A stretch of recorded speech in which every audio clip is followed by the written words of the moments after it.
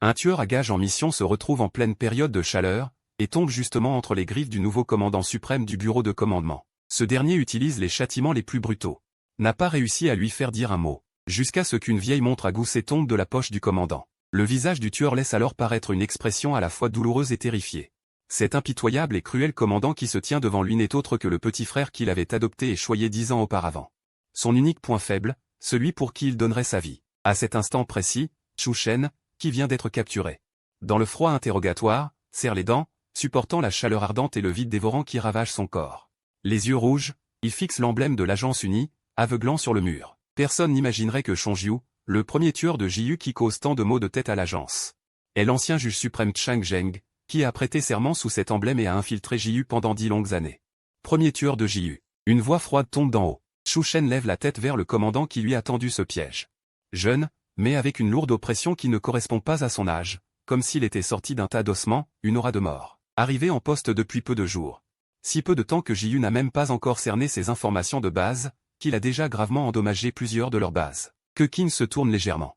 D'un regard froid et investigateur, il se pose sur le visage de Chu Shen. Il ricane soudainement, sort de sa poche une montre à gousset soigneusement préservée. À l'intérieur, il n'y a pas de cadran, seulement une médaille de l'agence unie dont le numéro a été effacé.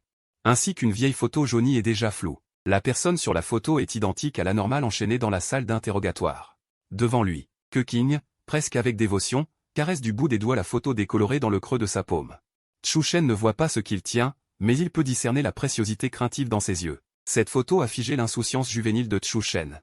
Son sourire toujours chaleureux et déterminé. C'était Chu Shen il y a 10 ans. Keqing détourne lentement son regard de la photo, conservée dans la montre à gousset vers l'anormal devant lui. Le même visage, mais la fougue adolescente a disparu, ne laissant que la froideur forgée par la vie et la mort. 10 ans ont passé, Keqing est passé du petit gamin de 13 ans au commandant suprême d'aujourd'hui, au point que Chu Shen ne le reconnaît même plus. Et Chu Shen, grâce à son sang anormal, a toujours le même visage qu'il y a 10 ans. Keqing contemple cette figure que le temps n'a pas marquée, et rit d'un rire amer. Combien d'efforts JU a-t-il dû déployer pour vous envoyer si vite? Chu Shen fronce légèrement les sourcils, tourne un peu la tête, ses yeux emplis de douleur laissant transparaître de la confusion.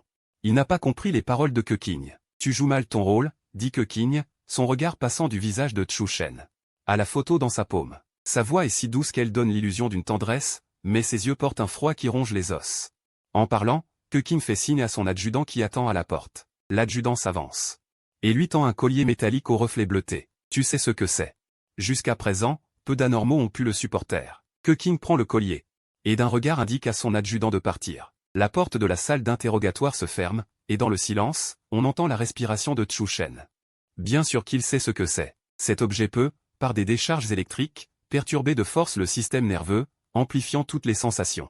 Même une minuscule blessure invisible sans sang peut être amplifiée en une douleur insupportable. Toutes les sensations de la période de chaleur sont aussi amplifiées. Cela peut aussi laisser des lésions nerveuses, provoquant hallucinations et douleurs fantômes. Le regard de Chu Shen laisse échapper un tremblement incontrôlé. Il lève la tête, incrédule, vers Keqing. Cet homme, avec son aura meurtrière, emploie visiblement tous les moyens pour échanger les secrets de JU contre la vie sauve. Keqing se penche lentement, se rapprochant de Chu Shen, au teint blême. Dernière chance. Un bruit métallique, le choc d'un objet tombant, interrompt Keqing. C'est sa montre à gousset, qui a glissé de sa main lorsqu'il s'est penché. Sous la lumière crue et aveuglante, Chu Shen voit clairement la photo décolorée dans la montre, ainsi que la médaille de l'agence unie sans numéro. Déjà usée et avec un coin manquant. Les pupilles de Chu Shen se dilatent instantanément. Le masque froid de ses yeux se brise soudainement, des larmes tremblantes menacent de jaillir sans contrôle. Sa photo et sa médaille. Comment peuvent-elles se trouver entre les mains de ce commandant suprême? La montre argentée est rapidement ramassée par Keqing, qui essuie soigneusement la poussière accumulée lors de la chute. Frère, ne regarde pas. Ne mérite pas de salir tes yeux. Keqing caresse avec une infinie tendresse la photo décolorée. Sa voix laissant transparaître une douceur en complète contradiction avec son apparence glaciale. Il ne lève pas la tête? Ne regarde même pas Chu Shen, perdu dans la contemplation de la photo. Chu Shen, lui, garde la tête baissée. Le regard figé sur le sol vide. Ses mèches argentées cachent ses yeux, Keqing ne voit pas les larmes qui perlent dans son regard. Avec de légers frémissements, les larmes cristallines accrochées à ses cils tombent enfin au sol. Comment est-ce possible? Le nouveau commandant suprême est celui qui, il y a 10 ans, le suivait toujours en l'appelant « frère ». Qui l'a élevé lui-même. Keqing. Celui que Chu Shen a le plus craint d'impliquer, mais aussi le plus désiré revoir pendant ces 10 années. Xiao était un enfant que Chu Shen avait recueilli lors d'une mission, l'année où il venait d'entrer à l'agence d'exécution. Xiao avait à peine quelques années. Ses parents avaient été tués par des anormaux. Il avait subi un grave choc, ne se souvenait que de son nom de famille, même pas de son prénom. C'est Chu Shen qui l'a nommé Keqing. Mais le jour du 13e anniversaire de Keqing, Chu Shen avait promis de revenir pour fêter ça avec lui après sa mission. Mais après être parti dans la nuit, il n'est jamais revenu. Pendant 10 ans, la seule conviction qui a poussé Keqing à se hisser jusqu'à son poste actuel a été de tuer tous les anormaux pour venger Chu Shen. Keqing tire de sa ceinture un poignard court aux reflets argentés. Son regard était aussi froid qu'une lame. Comment avez-vous pu croire qu'en me donnant le même visage que mon frère, je serais dupe? La lame du couteau était pressée contre le cœur de Chu Shen. D'une simple pression, elle aurait transpercé la chair fragile à peine couverte par le tissu léger. Non, crime, prochaine source de contamination. Et la liste de vos complices à l'intérieur du commandement, dit froidement Keqing. Avec votre niveau d'autorisation, vous devez en savoir pas mal, n'est-ce pas? Son regard posé sur Chu Shen était si froid, rempli d'un dégoût à peine voilé. Chu Shen avait les yeux mi-clos. Chu Shen semblait n'avoir même plus la force d'ouvrir les yeux. Ce n'était pas la première fois qu'il était capturé ou torturé. Mais jamais cela n'avait été aussi insoutenable qu'à cet instant. En vérité, il n'avait même plus besoin de torture. Le dégoût dans les yeux de Keqing quand il le regardait suffisait à le déchiqueter centimètre par centimètre. Le regard baissé de Chu Shen tombait juste sur la main de Keqing qui tenait le couteau. Rien ne le faisait plus souffrir que la haine dans les yeux de Keqing. Chu Shen détourna légèrement le visage, orientant ses yeux imprégnés de tristesse à l'opposé de Keqing, et serra les lèvres pour ravaler de force. Tous ses sanglots brisés. Je n'ai jamais eu beaucoup de patience avec les altérés comme vous. Vous feriez mieux de profiter de cette chance. Keqing jeta négligemment le couteau de côté, soupesant le collier qu'il tenait dans son autre main. Il y a 2 jours, un altéré a tenu toute une nuit sous cet objet, sans rien dire.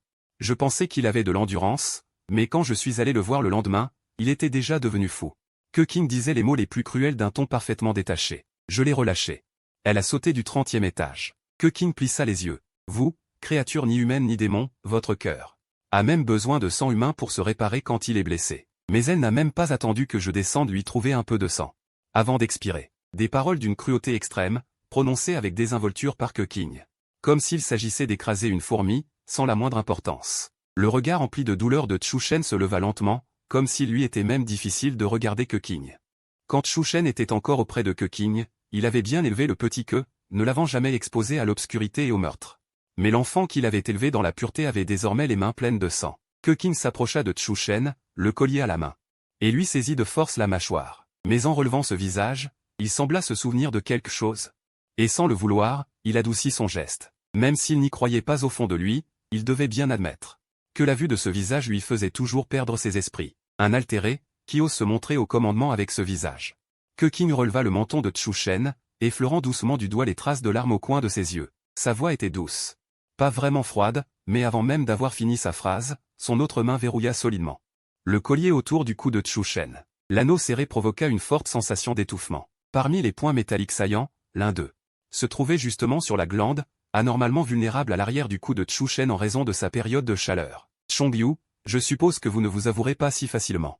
Alors, pas de discours inutile. Tout en parlant, Keqing lâcha la main qui tenait la mâchoire de Chu Shen et se dirigea vers le panneau de contrôle à côté. Le bouton rouge vif était particulièrement frappant sur le mur nu, et même si Chu Shen ne le regardait pas délibérément, il ne pouvait s'empêcher de remarquer que Keqing s'en approchait, et sa douleur s'en trouvait amplifiée. Chu Shen savait qu'il ne supporterait pas la haine dans les yeux de Keqing. Non, Keqing, tu ne peux pas. Chu Shen, les poignets enchaînés aux accoudoirs, se débattit violemment, les poings serrés, luttant de toutes ses forces. Les fonctions physiques des altérés sont bien supérieures à celles des humains. Mais même eux ne peuvent rien contre ces menottes en métal spécial. Chu Shen ne put se libérer, et ses poignets furent profondément entaillés par les chaînes à force de se débattre. La présence du collier autour de son cou se fit de plus en plus oppressante. Sa respiration tremblait, les battements de son cœur s'accéléraient, de plus en plus fort. Ce neurotoxique pouvait rendre fou un homme vivant. Bien qu'il ne paraisse pas sanglant, il était plus impitoyable que n'importe quelle torture. Peut-être pourrait-il encore supporter les blessures physiques, mais comment endurer les réactions de sa période de chaleur, et cette douleur déchirante qu'il ne pouvait contrôler face à Keqing? Comment surmonter tout cela? Je vous ai dit que ma patience était limitée. Keqing semblait même écœuré de rester ici. Il jeta un coup d'œil à l'heure. À partir du moment où j'appuie sur ce bouton, je vous donne un quart d'heure. Si vous ne dites toujours rien, nous nous reverrons demain. Ce quart d'heure était la dernière chance de Chu Shen. Sinon, après une nuit de torture, peut-être que même s'il voulait parler, il n'aurait plus la vie pour le faire. Ces derniers jours, aucun des altérés capturés par Keqing n'avait survécu plus de 3 jours entre ses mains. Il semblait même se moquer d'obtenir des renseignements plus utiles. Comme si tuer un altéré de plus, au passage, était une bonne chose pour lui. Chu Shen cessa de lutter. Il releva la tête et regarda calmement Keqing. Ses yeux clairs étaient emplis de tristesse. Comme une supplication silencieuse, ou comme s'il était déjà désespéré, sans rien pouvoir espérer de plus. Keqing détourna le regard de ce visage sans plus tarder. Ses doigts élégants pressèrent légèrement le bouton rouge sombre, avec un bruit sec. Le collier autour du cou de Chu Shen s'illumina d'une lumière plus éclatante. Une douleur envahit tout son corps, hurlant et rugissant. Chu Shen sentit à son cou une sensation d'étouffement, comme si sa gorge était serrée. Chaque parcelle de sa chair se mit à le faire souffrir atrocement. Il tenta de serrer les dents pour ravaler tous les sons, mais son corps réagit de manière incontrôlable, laissant échapper des gémissements brisés et des sanglots qu'il ne pouvait retenir. Un gémissement s'échappe de ses dents serrées. Keqing se tient près du panneau de contrôle à quelques pas, le visage impassible. Il croise les bras, mais ses ongles s'enfoncent inconsciemment et profondément dans la chair de ses propres bras. Il devrait ressentir de la même haine farouche envers tous les altérés. Pourtant, en voyant ce visage, son cœur semble violemment saisi, provoquant une suffocation aiguë. Il ne supporte pas de voir sur ce visage l'expression d'une telle souffrance. La douleur de Chu Shen est contenue, silencieuse, imperceptible. Un quart d'heure n'est pas long. Mais la souffrance le fait paraître interminable. Après les premières convulsions et spasmes violents, Chu Shen, étonnamment, au bout d'un moment, voit l'amplitude de ses mouvements diminuer étrangement. Ce n'est certes pas que la douleur diminue, mais il s'efforce désespérément de réprimer toute lutte vaine. Le corps de Chu Shen tremble toujours violemment sous l'effet des décharges nerveuses atroces, mais il lève légèrement la tête. Son regard, complètement vague, se tourne finalement avec difficulté, ardeur et une détermination inébranlable vers l'insigne de l'union sur le mur blanc de la salle d'interrogatoire, qui renvoie une lueur froide, comme si cette foi désormais obscurcie était le seul soutien qui lui permette de survivre à la torture. Son regard déterminé ne fait qu'irriter davantage Keqing. Parle. Parlez, je te libérerai. La voix de Keqing est empreinte d'une sauvagerie que Chu Shen ne lui connaît pas, une férocité étrangère. Il se place devant Chu Shen, coupant le regard vague que ce dernier dirigeait vers l'insigne. Chu Shen, forcé de regarder Keqing qui lui fait face. Voit la haine pleine dans ses yeux. Une douleur plus insupportable que la torture se répand silencieusement au fond de son cœur. Comme avant, il voudrait l'appeler Xiaoke. Lui dire « Je suis ton frère, je suis revenu. Je ne repartirai plus. » Mais il ne le peut pas. Voilà 10 ans que Chu Shen est infiltré. Parvenir à sa position actuelle a exigé que d'innombrables vies soient sacrifiées pour l'élever. S'il échoue dans sa mission d'infiltration, cela signifiera que ces hommes sont morts pour rien, que tous les efforts de ces 10 années seront réduits en cendres. De plus, il entraînerait Keqing dans ce tourbillon. L'extrême territoire ne laissera pas un traître en vie, ni quiconque susceptible d'être au courant. La brûlure du courant électrique à son cou se mêle à la douleur atroce de sa chair. Le point le plus sensible, à sa nuque, est déjà si irrité que même la douleur provoquée par sa propre respiration est insupportable. Une sensation étrange se répand dans chaque parcelle de sa chair et de son sang. La vulnérabilité propre à la période de danger d'un altéré est décuplée à l'infini. Keqing dédaigne d'utiliser des phéromones pour dominer un altéré. L'odeur de son santal d'aigle. Pourtant, Chu Shen, sous une stimulation intense, perçoit encore cette fragrance subtile de santal d'aigle de qualité rare. Un parfum boisé puissant et doux, mêlé à une douceur suave, d'une pureté glaçante. La domination instinctive d'un alpha est réprimée par la réaction en chaîne de la période de danger, au point de faire naître en lui l'impulsion vile de se laisser imprégner par ce parfum de santal. Mais seulement un instant. Du coin de son regard vague, Chu Shen aperçoit la montre en argent suspendue au poignet de Keqing. Ce désir illusoire est instantanément anéanti par la réalité. C'est Keqing, celui qui l'a vu grandir, qui le suivait toujours en l'appelant « frère », ce petit que, quand Chu Shen avait recueilli Keqing. Celui-ci n'était pas encore haut comme 3 pommes, mais il montait sur un tabouret pour lui préparer un bol de nouilles et chauffer un verre de lait lorsque Chu Shen rentrait, épuisé, après une mission. À ce moment-là, en tenant le petit que dans ses bras, il ressentait vraiment la réalité de protéger les foyers illuminés. Et trouvait la force de continuer. Le quart d'heure était sans doute déjà passé, mais Chu Shen n'avait rien dit. Keqing, lui non plus, n'était pas parti. Les soubresauts et tremblements de Chu Shen s'étaient affaiblis au point de n'être presque plus rien. La souffrance excessive semblait avoir épuisé ses dernières forces. Seules quelques convulsions violentes intermittentes prouvaient encore la persistance de sa torture. Ses yeux sont mi-clos, ses longs cils perlés de petites larmes. Des liquides coulent sur ses joues au rythme des tremblements de son corps, mais il ne distingue même plus ce qui est sueur et ce qui est boue. Keqing a visiblement perdu toute patience. Si ce n'était que les privilèges du meilleur tueur de l'extrême territoire sont si élevés, que les informations précieuses sont si nombreuses, il aurait peut-être déjà porté le coup fatal. Mais Keqing ne peut que, avec irritation, faire glisser la montre en argent dans sa paume, en regardant Chu Shen, déjà méconnaissable sous la torture. Soudain, comme s'il avait remarqué quelque chose, Keqing s'approche de Chu Shen et, d'un geste brusque, pose la main sur la nuque de celui-ci, à l'endroit recouvert par le collier. Ces soubresauts incontrôlés trahissent Chu Shen. Période de danger. dit Keqing comme s'il avait découvert quelque chose d'intéressant, avec un rire méprisant. La dernière parcelle de dignité au fond de son cœur soutient Chu Shen dans une feinte forcée, pour ne pas perdre la face devant Keqing. Mais la sensibilité décuplée par la période de danger et le collier ne peut supporter un tel contact. Keqing libère soudain ses phéromones d'énigma, ce parfum boisé et pur se répand dans toute la salle d'interrogatoire.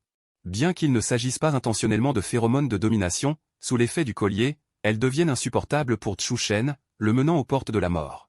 La pression considérable des phéromones d'énigma, même pour un alpha hors période de danger, force à la soumission. Quant à Chu Shen, en cet instant, il n'a absolument aucune chance de résistance. Ses yeux grands ouverts sont envahis par la douleur. Pourtant, lorsqu'il regarde Keqing, au sein de cette douleur se cache une lueur complexe à peine perceptible. Son petit queue est un énigma très impressionnant. L'obstination de Chu Shen attise davantage la colère dans les yeux de Keqing. Ces altérés ont commis tous les méfaits. Pourquoi ferait-il ici les vaillants, affichant une détermination inébranlable? Ils méritent d'être mis en pièces. Quel est le prochain plan de l'extrême territoire? Combien de vies voulez-vous encore prendre? La voix de Keqing est pleine d'une haine sans limite. Parle. Chu Shen, sous la douleur atroce, est presque tombé dans l'inconscience. La douleur atroce et les phéromones familières le plongèrent dans la stupeur, la silhouette meurtrière vêtue de l'uniforme de commandant devant ses yeux, ne cessant de se superposer à la petite silhouette de ses souvenirs qui le suivaient en l'appelant doucement « Grand frère, grand frère. Pourquoi dois-tu aller exécuter des missions si dangereuses? Ne peux-tu pas rester à la maison avec Petit Que? Plus tard, je te protégerai. » Petit Que attend que grand frère revienne pour couper le gâteau. Dans ses souvenirs, cette petite silhouette apparut devant Chu Shen, déjà dans le brouillard. Petit Que le suivrait en riant, l'appelant grand frère, remarquerait la moindre de ses émotions négatives et le réconforterait. Il disait que quand il serait grand, il le protégerait aussi. Mais Chu Shen, 10 ans plus tôt, était mort lors de cette mission. Aucun officier de justice de l'équipe n'avait survécu. Assassiné par le chef du domaine polaire, jamais vu en personne. Chu Shen n'avait pas non plus échappé au piège. Cependant, même lui ignorait que coulait en lui la moitié du sang des altérés. C'est dans la mare de sang de ses coéquipiers, grâce au sang des autres, qu'il avait revécu une seconde fois. Il devait se rappeler toute sa vie comment il avait survécu, il le devait. Après le réveil de son sang d'altéré, il avait commencé une décennie de vie clandestine, sans jamais revoir Keqing. En fait, à cette époque, il en était plutôt soulagé. Quand il était le plus haut officier de justice du Darknet, S01. Sa plus grande peur quotidienne était que Keqing soit ciblé par les altérés à cause des inimitiés qu'il s'était attirées. Pendant cette période, même en rêve, il se réveillait souvent terrifié par des cauchemars où Keqing subissait des représailles et des tortures. Après être devenu infiltré au domaine polaire, Keqing n'avait plus aucun lien avec lui. Au début, il était effectivement soulagé, mais plus tard, il eut aussi peur que Keqing le haïsse de l'avoir abandonné. Peur que ce si jeune enfant ne sache pas prendre soin de lui, qu'il souffre de faim et de froid. Mais il ne pouvait pas revenir. La silhouette dans les souvenirs de Chu Shen se fondit peu à peu avec celle, sévère et glaciale, du commandant devant lui. La petite silhouette l'interrogeait. « Pourquoi n'es-tu pas revenu cette année-là » Et le commandant, froid et dur, l'examinait, exigeant qu'il révèle les secrets du domaine polaire.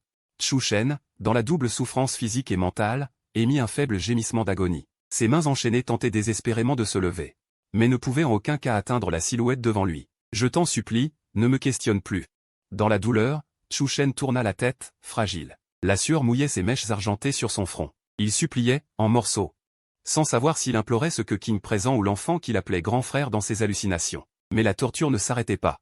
Les questions non plus. Chu Shen avait déjà été grièvement blessé en tombant dans le piège. Et bien que les altérés aient des fonctions corporelles renforcées, il n'avait presque aucune capacité de guérison active après une blessure. Pour réparer ces blessures quasi mortelles, il devait ingérer du sang humain frais. Capturé, Chu Shen n'en avait évidemment pas eu l'occasion. Maintenant, sous la torture des entraves, il touchait déjà à sa limite. Il ne put tenir plus longtemps, un flot de sang s'échappa du coin de ses lèvres. Son regard vitreux ne parvenait plus à se fixer, sa tête bascula de côté. Le cœur de Keqing se serra douloureusement. Sans même réfléchir, il appuya sur le bouton d'arrêt du contrôleur à côté de lui, puis se précipita pour détacher les entraves. Les pupilles claires de Chu Shen étaient totalement vitreuses. Il ne pouvait que discerner le visage viril de Keqing, très proche, avec une odeur puissante de bois d'agar et de sang. Instinctivement, il désirait les phéromones de Keqing, et l'instinct de survie après une blessure grave le faisait ardemment convoiter le sang de Keqing. Il voulait être marqué, voulait déchirer la chair. Il voulait s'approcher de Keqing, mais ses membres et son cou étaient entravés, totalement immobilisés. Il ne pouvait que se tortiller, impuissant. Keqing remarqua évidemment ses mouvements, remarqua que Chu Shen cherchait à l'approcher. Dans ses yeux emplis de haine apparut un net dégoût. « Ne fais pas cette tête. » Avec une expression aussi écœurante. La voix de Keqing était glaciale. Envers les altérés, hormis la haine, il n'avait guère d'autres sentiments. Mais cette altérétie ressemblait trait pour trait à Chu Shen, qu'il avait quitté 10 ans plus tôt. Même s'il était convaincu que ce n'était qu'une imitation délibérée, il ne pouvait s'empêcher d'être ému, les yeux embués de larmes de Chu Shen. Le regardait avec une convoitise instinctive, comme un voyageur mourant de soif dans le désert fixant une pluie salvatrice. Que King le dévisagea froidement longtemps. Puis ramassa le couteau court par terre, fronça les sourcils et s'entaille la paume. Il serra le poing pour en faire couler le sang.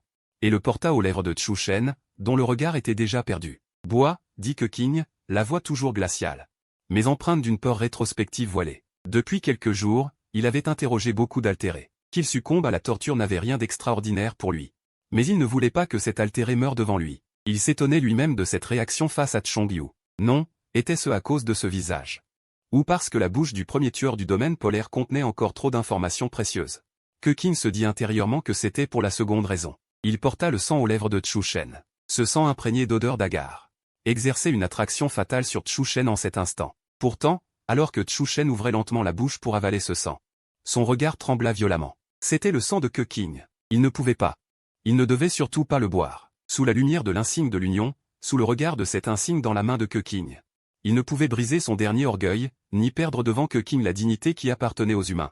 Devenir un tel monstre assoiffé de sang. Que King avait épuisé sa dernière patience. Le jeune commandant, le visage froid et sévère, d'une extrême impatience, saisit la mâchoire de Chu Shen de sa main indemne, le forçant à ne pouvoir fermer la bouche. Et la paume ensanglantée fut violemment enfoncée dans la bouche de Chu Shen, dont les lèvres entr'ouvertes tremblaient. N'osant pas la refermer complètement, le sang au goût de ferrure dégoulinait, glissant entre ses lèvres. Il voulut instinctivement avaler, mais Chu Shen, juste au moment où il allait avaler ce sang, se figea.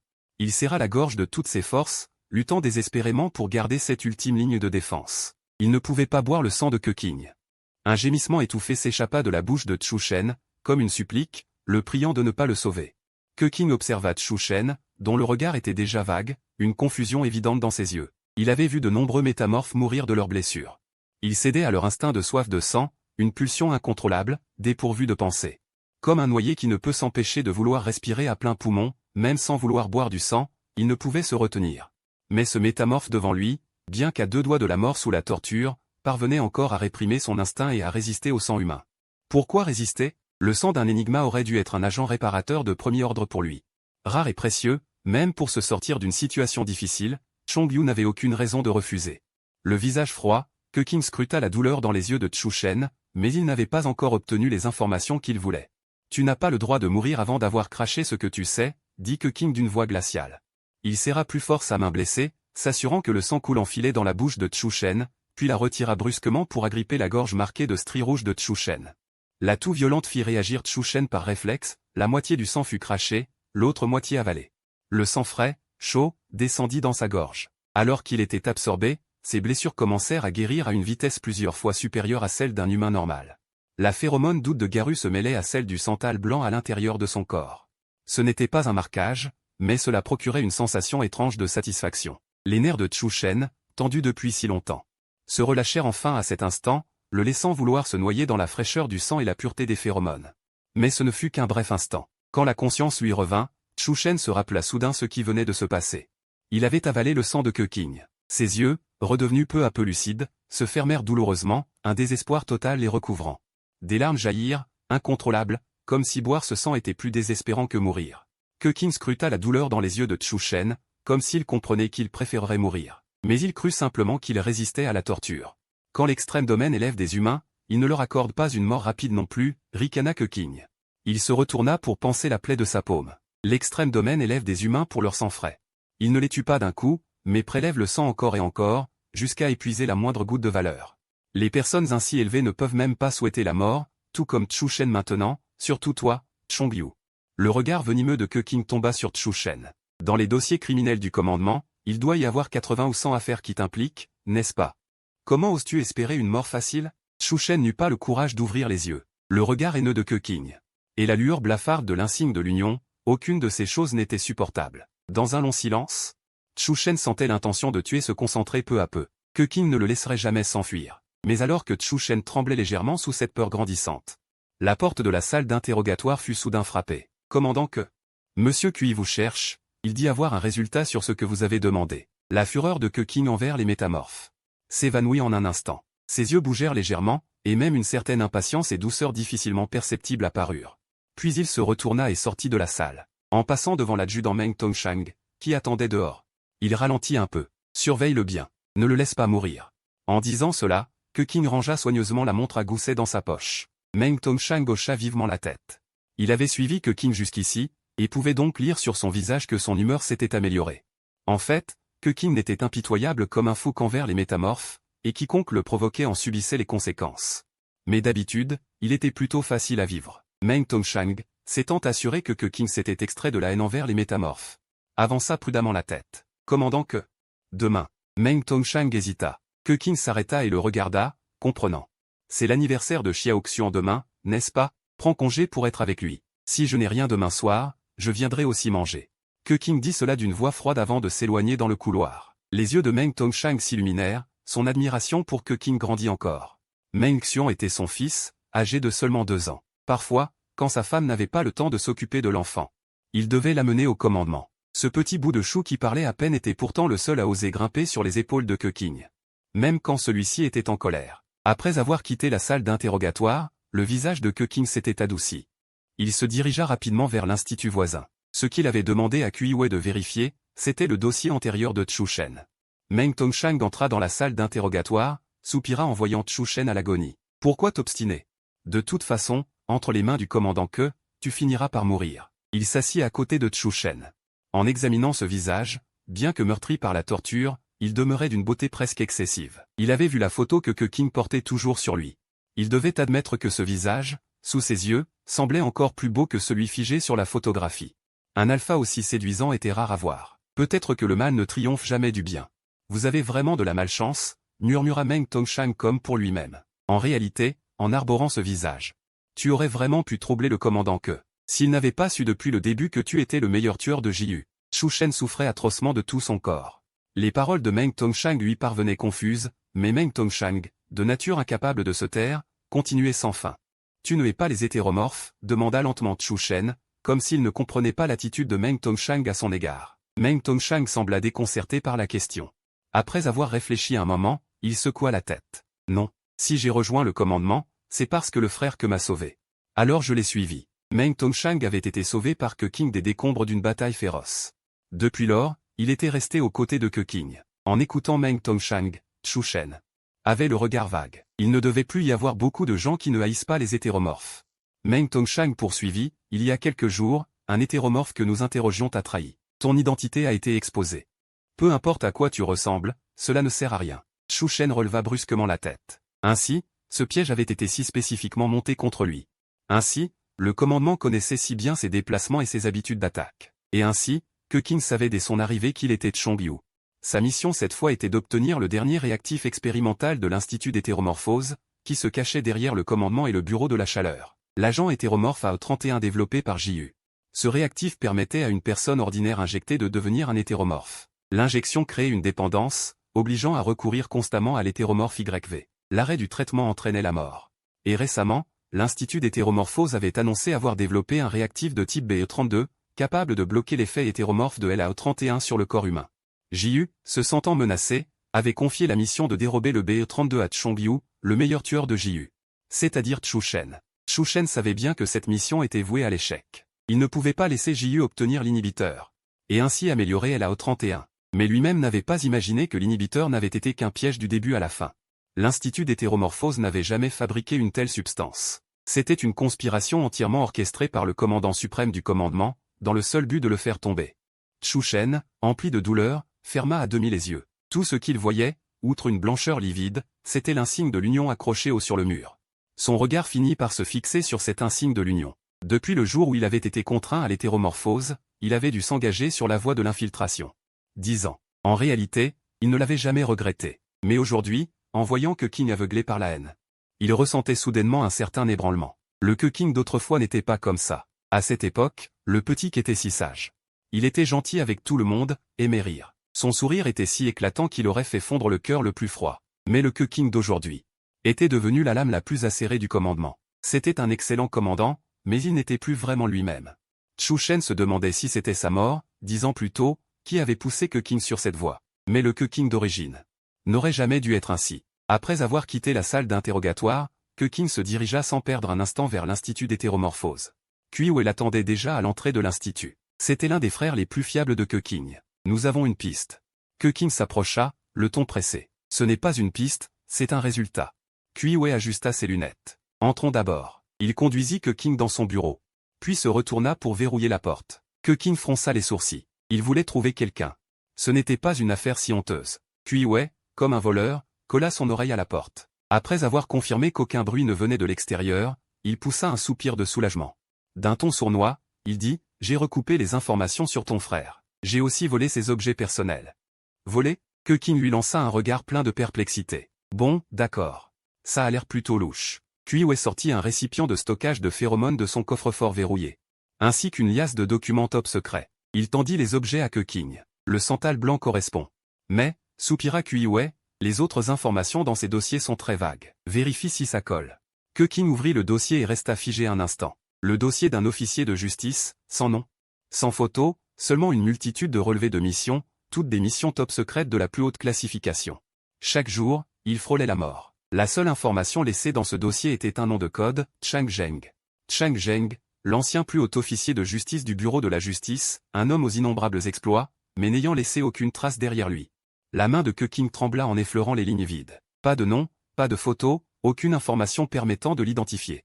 Son nom de code. La voix de Keqing tremblait aussi, ses paroles devenaient hachées. Ce nom, Chang Zheng. Que ce soit au bureau de la justice ou au commandement, qui ne le connaissait pas, c'était une légende dans tous les cœurs. Le seul commandant suprême du Darknet. Seulement, tout le monde avait connu ce nom de code après qu'il soit mort en service. Keqing, tremblant, passa le bout de ses doigts sur les informations du dossier. Pas étonnant qu'ils aient cherché si longtemps sans rien trouver. Parmi les officiers de justice, il y avait cette catégorie très spéciale. Ils n'avaient jamais eu de nom, seulement des noms de code. Ils ne pouvaient même pas laisser de traces au bureau de la justice. Ils n'étaient pas directement rattachés au bureau, mais au Darknet. Le seul commandant suprême du réseau obscur est Chang Zheng. Il n'a laissé aucune information utile. Le seul moyen de comparer les informations, c'est cette phéromone. Le regard de Qiwei est rempli de tristesse. Il fixe ce récipient en verre qui semble vide, mais à travers lui, il voit une personne qui s'est sacrifiée dans le sang et les ténèbres. Keqing serre fermement dans sa paume le récipient de stockage de phéromones. Le regard extrêmement sérieux, il se tourne vers Qiwei. Une phéromone de 10 ans peut-elle être implantée dans une glande? L'expression de Qiwei devient stupéfaite. Implanter la phéromone d'une personne morte depuis 10 ans dans une glande? Dans la glande de qui? Qiwei est complètement abasourdi. Implanter une phéromone dans une glande est un marquage artificiel. Un marquage permanent. Une fois qu'un oméga est marqué, il doit passer chaque période de chaleur auprès de son alpha. Sinon, même les inhibiteurs ne sont pas totalement efficaces. Être marqué par un mort signifie que pour chaque période de chaleur de sa vie, ce sera une souffrance atroce. Personne ne ferait une chose aussi folle, Keqing. Même si ton frère a quelqu'un qu'il aime, même si tu veux le laisser faire, Qiwei recule de plusieurs pas. L'air terrifié. Keqing lui lance un regard noir, refusant presque de s'en soucier. Mais d'après les paroles de Qiwei, il a déjà conclu que la phéromone dans ce récipient peut servir à marquer. Je me souviens que la phéromone d'un oméga peut être implantée artificiellement pour marquer un alpha inversement, n'est-ce pas? Demande doucement Keqing. Mais son ton est très calme, comme s'il avait déjà la réponse en tête. Qiwei le regarde avec effroi. Keqing est un énigma, et le santal blanc dans le récipient est une phéromone d'alpha. Donc ce que Keqing veut demander, ce n'est pas si un oméga peut marquer inversement un alpha, mais si un alpha peut marquer inversement un énigma. C'est trop fou. Cette action est vraiment trop folle. Un énigma, dont le niveau de phéromone surpasse d'innombrables. Personne veut être marqué activement, et encore par un alpha mort depuis 10 ans. Keqing, sais-tu ce que tu dis? Qiwei se précipite devant Keqing, les deux mains frappant violemment la table basse. Tu es devenu fou? Le regard de Keqing reste calme. Il ne regarde pas Qiwei, dont le visage est devenu blême de peur, mais fixe toujours le récipient. Le récipient est bien scellé, mais il a l'illusion de pouvoir sentir le parfum de santal blanc à l'intérieur. Trop faible, ce n'est pas assez. Il faut qu'il se mêle à la chair et au sang pour ne plus jamais se séparer. Keqing lève la tête, appuie tout son corps contre le dossier du canapé, même sa respiration semble impuissante. Qiwei. J'ai capturé ces derniers jours un tueur du domaine polaire. Je ne sais pas quels moyens ils ont utilisés, mais son visage est exactement celui de mon frère. Qiwei lève la tête, son expression devient grave. Il passe ses années dans le laboratoire à étudier ces agents biologiques, et n'a pas vraiment beaucoup de contact avec les mutants. Mais ces créatures sanguinaires et brutales, quand ont-elles commencé à s'attaquer au cœur? Si je n'avais pas eu des informations précises à l'avance, je l'aurais presque pris pour mon frère. Les yeux de Keqing, perdus dans le plafond, sont emplis d'une fatigue profonde. J'ai failli ne plus le reconnaître. Kuiwei sait à quel point le chemin de Keqing a été difficile. Quand Keqing a quitté Chu Shen, il n'avait que 13 ans. Depuis lors, c'est uniquement grâce à sa foi en la vengeance qu'il a pu tenir jusqu'à aujourd'hui. À 14 ans, il est entré dans le centre d'entraînement le plus impitoyable du bureau de commandement, vivant chaque jour à la frontière de la vie et de la mort. Il a tué pour atteindre ce rang élevé, et il a aussi tué toute la douceur qu'il avait autrefois. Il est comme une bête aveuglée par la haine. Même épuisé, il n'arrête pas de tuer. Mais maintenant, Kuiwei. Je n'en peux plus. Keqing ferme difficilement ses yeux chargés de fatigue. Quand la haine s'estompe, il ne reste plus que la désolation dans ses yeux, comme si seule la haine pouvait lui faire sentir qu'il est encore en vie. Keqing. Kuiwei ne sait pas quoi ajouter pour le réconforter. Le désespoir d'un cœur mort, on ne peut pas le rattraper, quoi qu'on fasse. Toutes les paroles semblent vaines et superflues. Aide-moi à implanter la glande, dit Keqing en ouvrant les yeux et en regardant Kuiwei. Ses yeux, autrefois fiers et perçants, sont maintenant si désolés qu'ils en sont désespérants. Il n'arrive pas à formuler une demande. Mais son ton est infiniment abaissé. Ce que Chu Shen lui a laissé est si peu de choses, une photo, un insigne de l'union sans numéro et avec un coin manquant, et un journal intime qui s'arrête brusquement à l'année de ses 13 ans. Rien de plus. Rien qu'un objet lié à Chu Shen suffit à soutenir Keqing pendant longtemps. Il a appris depuis longtemps à se contenter de peu, car le ciel ne lui a jamais donné l'occasion d'être trop gourmand. Keqing. Tu dois bien réfléchir. Une fois qu'un énigma est marqué inversement, cela ne peut jamais être annulé de toute une vie. Tu n'auras même pas la chance de regretter. L'expression de Kuiwei reste hésitante. La période de rut d'un énigma est déjà très difficile à supporter. Car les inhibiteurs courants sur le marché ne sont faits que pour les alphas. La phéromone d'un énigma est trop forte. Les inhibiteurs ne peuvent pas la contenir. S'il marquait quelqu'un d'autre, quelqu'un pourrait passer sa période de rut avec lui. Cela serait bien plus supportable. Mais s'il est marqué, il doit encore endurer seul sa période de rut. Kuiwei a du mal à imaginer quelle douleur ce serait. Au moins, je ne mourrai pas, dit Keqing avec un sourire amer. Qu'importe la douleur de la période de rut, au moins, elle peut me soutenir pour vivre, non? Maintenant, il n'en peut plus. Le meurtre n'apporte pas la vengeance, Chu Shen ne reviendra jamais. Et dans son dossier, il est seulement écrit qu'il est mort il y a 10 ans. Réduit en cendres. Keqing détourna la tête, un regard de nostalgie maladive dans les yeux. Il aurait dû accepter la mort de Chu Shen depuis longtemps. Mais il avait besoin d'une illusion, même irréaliste. Et s'il n'était pas mort? Une fois que je serai marqué, je serai le premier à percevoir ces phéromones. Dans les yeux de Keqing, une lueur d'espoir presque suppliante apparut. Kuiwei ne pouvait pas briser les illusions de Keqing. Il finit par hocher la tête avec une immense difficulté. D'accord? Je vais te préparer pour l'opération. Mais le risque d'échec est élevé. Si cela échoue, ta glande pourrait subir des séquelles à vie, comme un déséquilibre des phéromones ou une perte de contrôle en période de chaleur. Keqing se contenta de sourire. Avec tes compétences, ce que tu appelles un risque élevé signifie au moins une forte probabilité de succès. Pour moi, c'est déjà considéré comme bon. Cette vie, n'ai-je pas toujours vécu ainsi en luttant? Avant, je me battais pour tuer plus d'évolués. Cette fois, ce que je mise, c'est un marquage qui pourra établir un lien éternel avec Chu Shen. C'est la seule chose qui le concerne que je peux saisir. N'est-ce pas plus précieux que tous mes combats passés? La lumière de la salle d'opération était aussi blafarde que celle de la salle d'interrogatoire. Keqing était allongé sur la haute table d'opération, des sangles froides immobilisant ses membres et son cou. En tant qu'énigma, cette posture de totale impuissance le mettait mal à l'aise, mais c'était son choix. Cette opération est spéciale. La glande est trop fragile pour une anesthésie locale. Tu devras supporter 100. Les sourcils de Kuiwei étaient presque froncés, sa voix portait une tension à peine perceptible. Keqing tourna la tête et aperçut la longue aiguille dans la main de Kuiwei.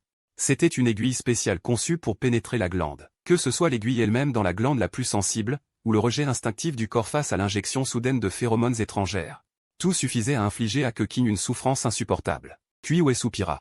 Poussa la tête de Keqing de l'autre côté. Arrête de me regarder comme ça, c'est toi qui as demandé cette implantation. Tout en se donnant du courage. Il effectuait les dernières préparations de stérilisation. L'alcool froid touchant la peau, aggravé par le vent, gelait de manière effrayante. L'aiguille était suspendue au-dessus de sa nuque, on ne savait pas quand elle tomberait. Les mains de Keqing agrippèrent inconsciemment le seul bord de la table d'opération qu'il pouvait saisir. Dans son esprit, l'image de Chongyu, l'évolué qu'il avait interrogé ces 2 derniers jours, lui traversa l'esprit. Était-il aussi terrifié lorsqu'il était enchaîné dans la salle d'interrogatoire et torturé? Probablement pas. Car cet homme semblait ne pas craindre la mort. Tandis que Keqing y pensait, une douleur atroce traversa soudain la chair de sa nuque. L'aiguille froide s'enfonçait en remuant dans les chairs, chaque avancée semblait tirer sur les nerfs comme une scie dentelée. Mais il devait tenir le coup. C'était la seule chose concernant Chu Shen qu'il pouvait préserver. Plus important encore, à l'époque, personne n'avait retrouvé le corps de Chu Shen. S'il y avait une chance infime qu'il soit encore vivant, ce marquage serait son meilleur atout pour le retrouver. La sueur froide perla instantanément sur son front, les gouttes roulant mouillèrent les mèches de ses tempes.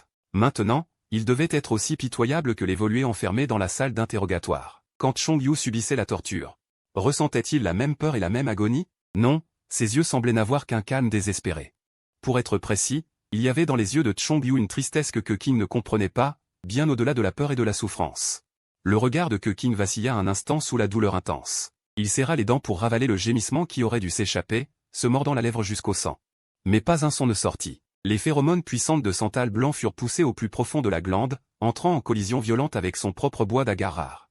L'instinct de l'énigma rejetait frénétiquement cette intrusion étrangère, mais il le réprima par une volonté de fer. Presque humblement, il réduisit toute son agressivité. L'odeur du bois d'agar, d'ordinaire féroce et autoritaire, devint douce et inclusive, accueillant avec précaution l'odeur dominante du santal blanc. Kuiwei prit la pilule déjà préparée et la fourra dans la bouche de King. Avale ça, ça a un effet antidouleur, expliqua Kuiwei. Mais le but principal est d'aider les phéromones alpha à réaliser de force un marquage inversé. Après tout, cette opération n'est même pas un vrai marquage. On ne peut que le solidifier de force avec des médicaments. King n'entendait plus ce que disait Kuiwei. Il avala simplement la pilule amère, mélangée au goût du sang dans sa bouche. Une douleur infinie envahit tout son corps, chaque parcelle de chair rejetait l'invasion et la dévoration des phéromones de santal blanc. L'instinct d'un énigma ne devrait pas être réprimé, mais c'était lui qui, de force, réprimait la réaction naturelle de son corps, se soumettant délibérément et sans compter aux phéromones de santal blanc. Si la douleur devient vraiment insupportable, tu peux essayer d'utiliser tes propres phéromones pour repousser une partie des phéromones alpha. Kuiwei ne put s'empêcher de suggérer. Cela affaiblira l'effet du marquage, mais au moins ça te permettra de survivre à l'opération. Mais King, supportant la douleur, utilisa le peu de force qui lui restait pour secouer très lentement mais résolument la tête. Il n'osait pas. C'était la dernière chose qui pouvait le relier à Chu Shen. Si le marquage échouait à cause de son rejet, il n'y aurait jamais de seconde chance. Même si ce lien semblait inutile, douloureux et unilatéral aux yeux des autres, pour lui, c'était déjà un espoir qu'il n'osait même pas imaginer auparavant. Cet amour n'avait rien à voir avec la possession, ni avec l'instinct, et ne demandait aucune réponse. On ne sait combien de temps plus tard, les senteurs de santal blanc et de bois d'agar dans l'air s'étaient déjà mêlées. Kuiwei détacha les sangles et s'adossa au mur, poussant un soupir de soulagement. Très bien, ne libère aucune phéromone pendant une semaine ou deux, sinon ce sera difficile à dire. Quand surviendront tes prochaines périodes de rut? Celles après un marquage inversé seront difficiles à supporter. Kuiwei, après avoir donné ses instructions, sortit de la salle d'opération. King, allongé sur la table d'opération, sortit difficilement la montre de gousset de sa poche. Il la plaça sous la lumière. Que ce soit comme son premier rut avec moi, soupira doucement King. Ses yeux n'exprimaient que de l'attente. King resta seul dans cet espace mêlant douleur intense et doux parfum de santal blanc. Il n'arrivait pas à partir, jusqu'à ce qu'un rapport urgent du commandement le frappe comme de l'eau glacée. Dans le communicateur, le bruit d'explosion et la voix déformée de Meng Tong Shang, d'une voix déformée, déchira le silence. Commandant que, le domaine extrême attaque le pavillon A. Nous ne pouvons plus tenir. Le pavillon A est la prison du commandement où est détenu Chong-Yu. King, qui s'était vidé après la douleur intense. À cet instant, le visage grave, se dirigea rapidement vers la sortie de la salle d'opération. Il fronçait les sourcils, visiblement lui aussi pris au dépourvu. Ces gens du domaine extrême sont d'une froideur extrême. Ils ne risquent jamais de sauver les hétéromorphes capturés. Être arrêté par le commandement signifie pratiquement la mort pour un hétéromorphe. Mais pourquoi cette exception? King, tout en se dirigeant vers le commandement, dit à Meng Tongshang. Leur cible est Chong-Yu. Laisse-le partir, crée-lui une faille pour qu'il s'échappe. Vous devez seulement minimiser les pertes. King, après avoir donné ses dernières instructions, se dirigea vers le commandement. Il avait déjà, lors des interrogatoires précédents, injecté un mini-localisateur à Chong-Yu via le collier cervical. Il n'avait simplement pas trouvé une occasion de laisser Chong-Yu partir de manière justifiée. Maintenant, c'est parfait. Puisque le domaine extrême tient tant à lui, qu'il le sauve. Une fois que Chong-Yu sera de retour, toutes les opérations du domaine extrême nécessitant sa participation seront exposées. Quand King arriva au pavillon et du commandement, il ne vit qu'un spectacle chaotique. Parmi les ruines, l'odeur âcre de la poudre à canon et celle du sang se mêlaient, partout gisaient les corps d'innombrables soldats du commandement. Ce n'était pas du tout un simple sauvetage. C'était un massacre vengeur. Pourtant, ce qui frappait le plus devant le commandement n'était pas ces ruines. Mais sur une parcelle de terrain relativement intacte, une petite silhouette recroquevillée, tordue dans une posture extrêmement contorsionnée. Abandonnée à côté de l'emblème de l'Union déjà détruit. La respiration de King s'arrêta instantanément, son cœur transpercé et déchiré de douleur. C'était le fils de 2 ans de Meng Tongshang, Meng Xuan. Celui que Meng Tongshang amenait souvent au commandement. Le seul qui osait, à tout moment, grimper sur la tête de King et faire des caprices, ce petit bout de chou qui grimpait sur ses épaules et l'appelait « grand frère » d'une voix enfantine. Ce petit être qui ne tenait jamais en place. Maintenant, il dormait pour toujours. Xiao Xuan. Meng Tongshang se précipita presque en titubant, et prit soudain le petit corps inerte dans ses bras.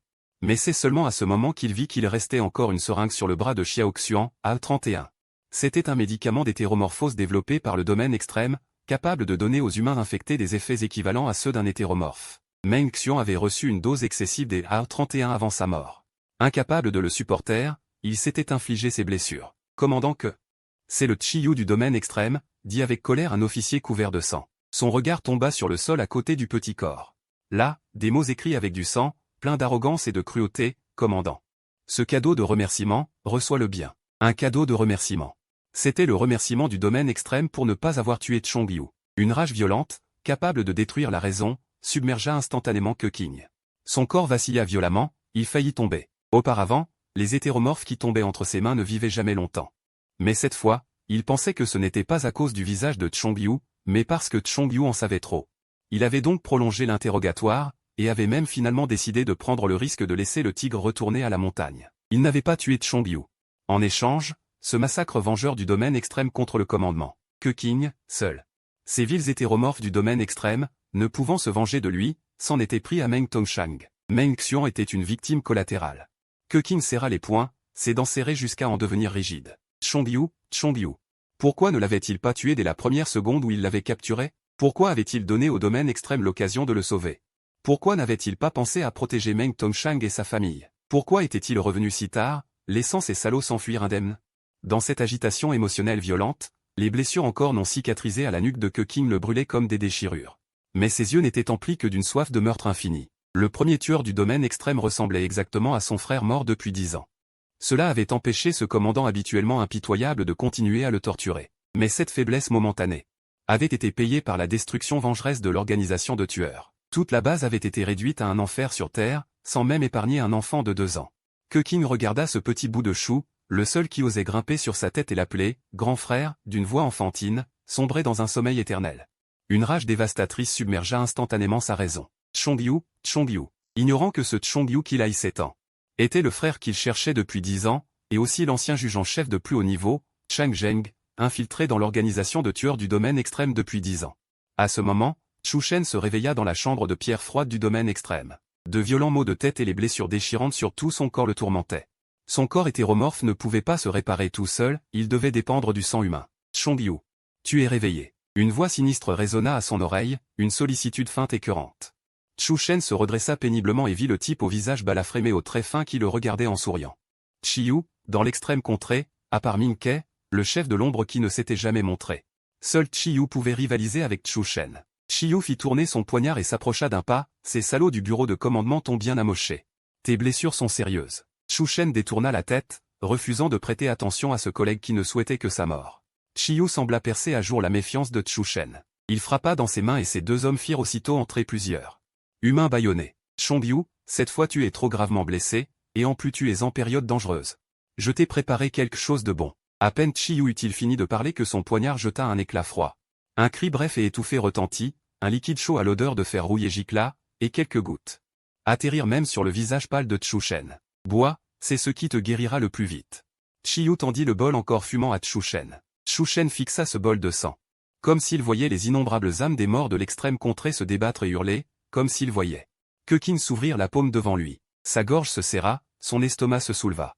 Mais il ne pouvait refuser, refuser serait se trahir, révéler à Chiyu qu'il gardait encore un reste d'humanité, qu'il n'était pas comme l'extrême contrée. Sous le regard investigateur de Chiyu, Chu Shen tendit lentement la main et prit le bol lourd. Il ferma les yeux, porta le bol à ses lèvres. L'odeur de sang écœurante envahit aussitôt sa bouche et son nez, tout son corps trembla violemment. Mais son visage ne devait rien laisser paraître. Alors que Chu Shen allait ouvrir la bouche et avaler ce sang. Soudain il n'y tint plus, il toussa violemment, le bol bascula. Le sang se répandit par terre. Chongyu, quel gâchis. Chiyu dit en reprenant son poignard. Assez. Chu Shen releva la tête. Un transformé peut assimiler le sang par simple contact cutané, le boire est le plus efficace. Mais ce n'est pas la seule façon. Ce sang suffira. Chu Shen rendit le bol vide, les doigts tachés de sang. Ses doigts sous le bol tremblaient légèrement de façon incontrôlable. Il baissa les paupières pour cacher la douleur et la soif de meurtre qui agitait ses yeux. Chiyu prit le bol et dit avec un sourire profond, « Heureusement que tu n'es pas mort là-bas, ça valait bien toute cette préparation minutieuse. J'ai même laissé un gros cadeau à ce commandant. » Shen suspendit un instant son geste d'essuyer le sang, leva les yeux vers Chiyu, s'efforçant de rendre son regard froid et interrogateur. Un gros cadeau? Oui. Tu sais, l'adjoint qui suit toujours leur commandant, il a un petit de 2 ou 3 ans. Je lui ai injecté une dose adulte d'AO31 et je l'ai balancé devant la porte de leur bureau de commandement. La description de Chiyu était lente et cruelle. Elle frappait les nerfs de Shen, chaque mot s'écrasait lourdement sur son cœur. Il se souvenait de cet adjoint de Keqing. Peu de temps auparavant, Meng Tongshang attendait avec joie l'anniversaire imminent de son enfant. En fait, je suis curieux. Chiyu rit. Cet enfant a déjà achevé sa transformation. Même s'il a rendu l'âme, si on tuait 8 ou 10 personnes et qu'on lui donnait tout leur sang. Peut-être qu'on pourrait le ranimer. Qu'en dis-tu, le feront-ils? Chiyu rit cruellement. Il savait bien que personne au bureau de commandement ne ferait jamais cela. Le sang de Shen semblait gelé. Une immense tristesse mêlée d'impuissance l'engloutit instantanément, il voulait bondir, déchirer ce visage souriant de Chiyu. Mais il ne le pouvait pas, son visage presque paralysé ne devait même pas laisser percer une émotion trop forte. Très bien, finit-il par articuler de ses mâchoires presque immobiles. Ces 2 syllabes rauques. À mon avis, leur bureau de commandement doit être en pleine pagaille maintenant. Tu pourras en profiter pour te reposer un bon moment. Chiyu se retourna en souriant pour partir. Justement. Je suis sur le point de mettre au point un nouveau type de drogue aux effets hallucinogènes, ça devrait être encore plus efficace. Shen n'entendait plus ce que disait Chiyu, ce ne fut que lorsque la porte se referma complètement que son corps, tendu à l'extrême, tressaillit violemment. Comme vidé de toute force, il s'effondra sur le lit, se recroquevillant. Cet homme ordinaire mort à cause de lui, et cette petite âme arrêtée à 2 ans. Ce n'était pas une sommation du bureau de commandement, mais une marque éternelle de damnation qui s'abattait sur lui, Shen. Couché dans ce bourbier de péché, même son souffle était imprégné de désespoir teinté de sang. Depuis qu'il avait sauvé sa peau il y a 10 ans jusqu'à aujourd'hui. Il ne savait plus combien de vies il avait sur la conscience. Sans cette vie qu'il avait sauvée, peut-être que tous ces gens ne seraient pas morts. Et il doutait de plus en plus de savoir si ses choix et sa persévérance de toutes ces années avaient un sens. Chef. Une voix criarde accompagnée du bruit d'une porte enfoncée fit irruption. Yuju, le plus jeune sous les ordres de Shen. 4 ans plus tôt, après avoir été démasqué comme transformé. Il avait été traqué par le bureau d'exécution et avait fini par se réfugier dans l'extrême contrée. Shen, le trouvant vraiment pitoyable, l'avait pris sous son aile. Chef, comment vas-tu? Ce salaud de Chiyu ne t'a pas causé d'ennui, n'est-ce pas? En voyant Shen couvert de blessures. Yuju s'est immédiatement mis à pleurer. C'est lui qui a fait ça? Il a osé te blesser? Je vais bien, dit Shen en se forçant à se lever. Yuju, tout en maugréant contre Chiyu, ferma la fenêtre et alluma le feu avec dextérité. C'est à ce moment que l'inhibiteur que Shen s'était injecté cessa d'agir. Un léger parfum de bois de santal blanc se diffusa dans l'air. Dès que Yuju le sentit, il se retourna, horrifié. Chef, comment as-tu pu sortir en pleine période de rut, et avec des blessures si graves? Il sortit précipitamment un flacon de sa poche. Et tendit une petite pilule à Shen. Chef, et c'est ça. Shen la prit et l'avala. La douleur dans tout son corps s'atténua considérablement, et les symptômes de la période de rut semblèrent également diminuer un peu. C'est ma dernière création. Elle atténue un peu la période de rut des alphas, et elle devrait être plus efficace que ses inhibiteurs. Yuju se gratta la tête comme un enfant en quête d'éloge. Le visage de Shen se fit grave. Il regarda Yuju qui clignait des yeux devant lui, et baissa la voix. Xiaoju, ne laisse personne découvrir ton talent pour la fabrication de médicaments, surtout pas Chiyu. Yuju se renfrogna immédiatement, baissant la tête d'un air maussade, je nettoie toujours tout après chaque préparation. Avant qu'il n'ait fini de parler, des pas à l'extérieur glacèrent le regard de Shen. Il prit la parole le premier pour couper court au ressentiment de Yuju. Chiyu, qu'est-ce que tu fais encore ici? Chiyu entra et jeta une liasse de documents à Shen. Nous avons obtenu les informations sur le nouveau commandant suprême du bureau d'exécution. C'est un os dur. Shen jeta un coup d'œil froid, sans ouvrir les documents, se contentant de hocher légèrement la tête. Chiyu sembla mécontent du désintérêt apparent de Shen, mais n'osa pas le montrer ouvertement. La dernière fois que Jiyu a eu autant de mal. C'était avec Chang Zheng du réseau clandestin, il y a 10 ans, rappela Chiyu d'une voix dure. Tu as déjà perdu une fois contre ce Keqing. Ne le prends pas à la légère. En entendant le nom de Chang Zheng, la respiration de Shen se figea légèrement. Mais il retrouva vite son air indifférent, compris. Quant à Yuju, caché derrière lui. Il retint silencieusement l'essentiel, celui qui a blessé son chef cette fois s'appelle Keqing. Quand il verra cet homme un jour, il lui lancera au moins 2 regards noirs pour se venger. Ah oui. Ce Keqing a un homme très puissant à ses côtés, Kuiwei. Bien que tu sois tombé dans un piège en allant chercher le réactif cette fois. C'est lui le plus susceptible de développer un bloqueur, dit Chiyu d'un ton sérieux. La mission que Ming Xiao t'a confiée est de tuer ce Kuiwei dans un délai d'1 mois. Shen leva brusquement la tête. La mission que Ming Xiao lui avait donnée cette fois était de tuer quelqu'un proche de Keqing. Alors que Shen fronçait les sourcils, plongé dans ses pensées, Chiyu se pencha soudain avec intérêt. Il s'approcha de Chu Shen et examina les marques rouges sur son cou. « Tu as été rudement torturé cette fois », dit Chiyu avec un sourire amusé dans les yeux. Chu Shen ne répondit pas, mais recula la tête avec dégoût pour prendre ses distances. « Le verrou dans ton corps a été désactivé. Ming Xiao m'a demandé de te dire d'aller à la chambre noire ce soir pour une nouvelle injection. » Chiyu éclata de rire après avoir dit cela. Chu Shen fut légèrement surpris, puis hocha la tête d'un air impassible. Ming Xiao ne se montre jamais en personne. Ce microcontrôleur implanté, le verrou, est son moyen de contrôler leur vie et leur mort. La chambre noire est à la fois le seul moyen de contacter Ming Xiao et l'endroit où l'on est puni en cas d'échec de mission. Cette fois, non seulement la mission avait échoué, il n'avait pas ramené le bloqueur, et il avait même perdu le verrou. Ming Xiao ne le laisserait pas s'en tirer facilement. Après le départ de Chiyu et de ses hommes, Chu Shen tourna son regard vers les documents qu'il avait mis de côté. Yuzhu s'approcha d'un air maussade. « Chef, c'est cet homme qui t'a blessé. Il a profité de ta faiblesse. Si tu n'avais pas été en période de rut, tu n'aurais pas échoué. » Mais Chu Shen baissa les yeux, il est vraiment redoutable. Il m'a attiré dans un piège avec le bloqueur, sachant que je ne pouvais pas refuser. Il y avait même une certaine admiration dans la voix de Chu Shen. Mon petit est toujours aussi intelligent, mais sur le champ de bataille, il faut être comme ça pour ne pas être désavantagé.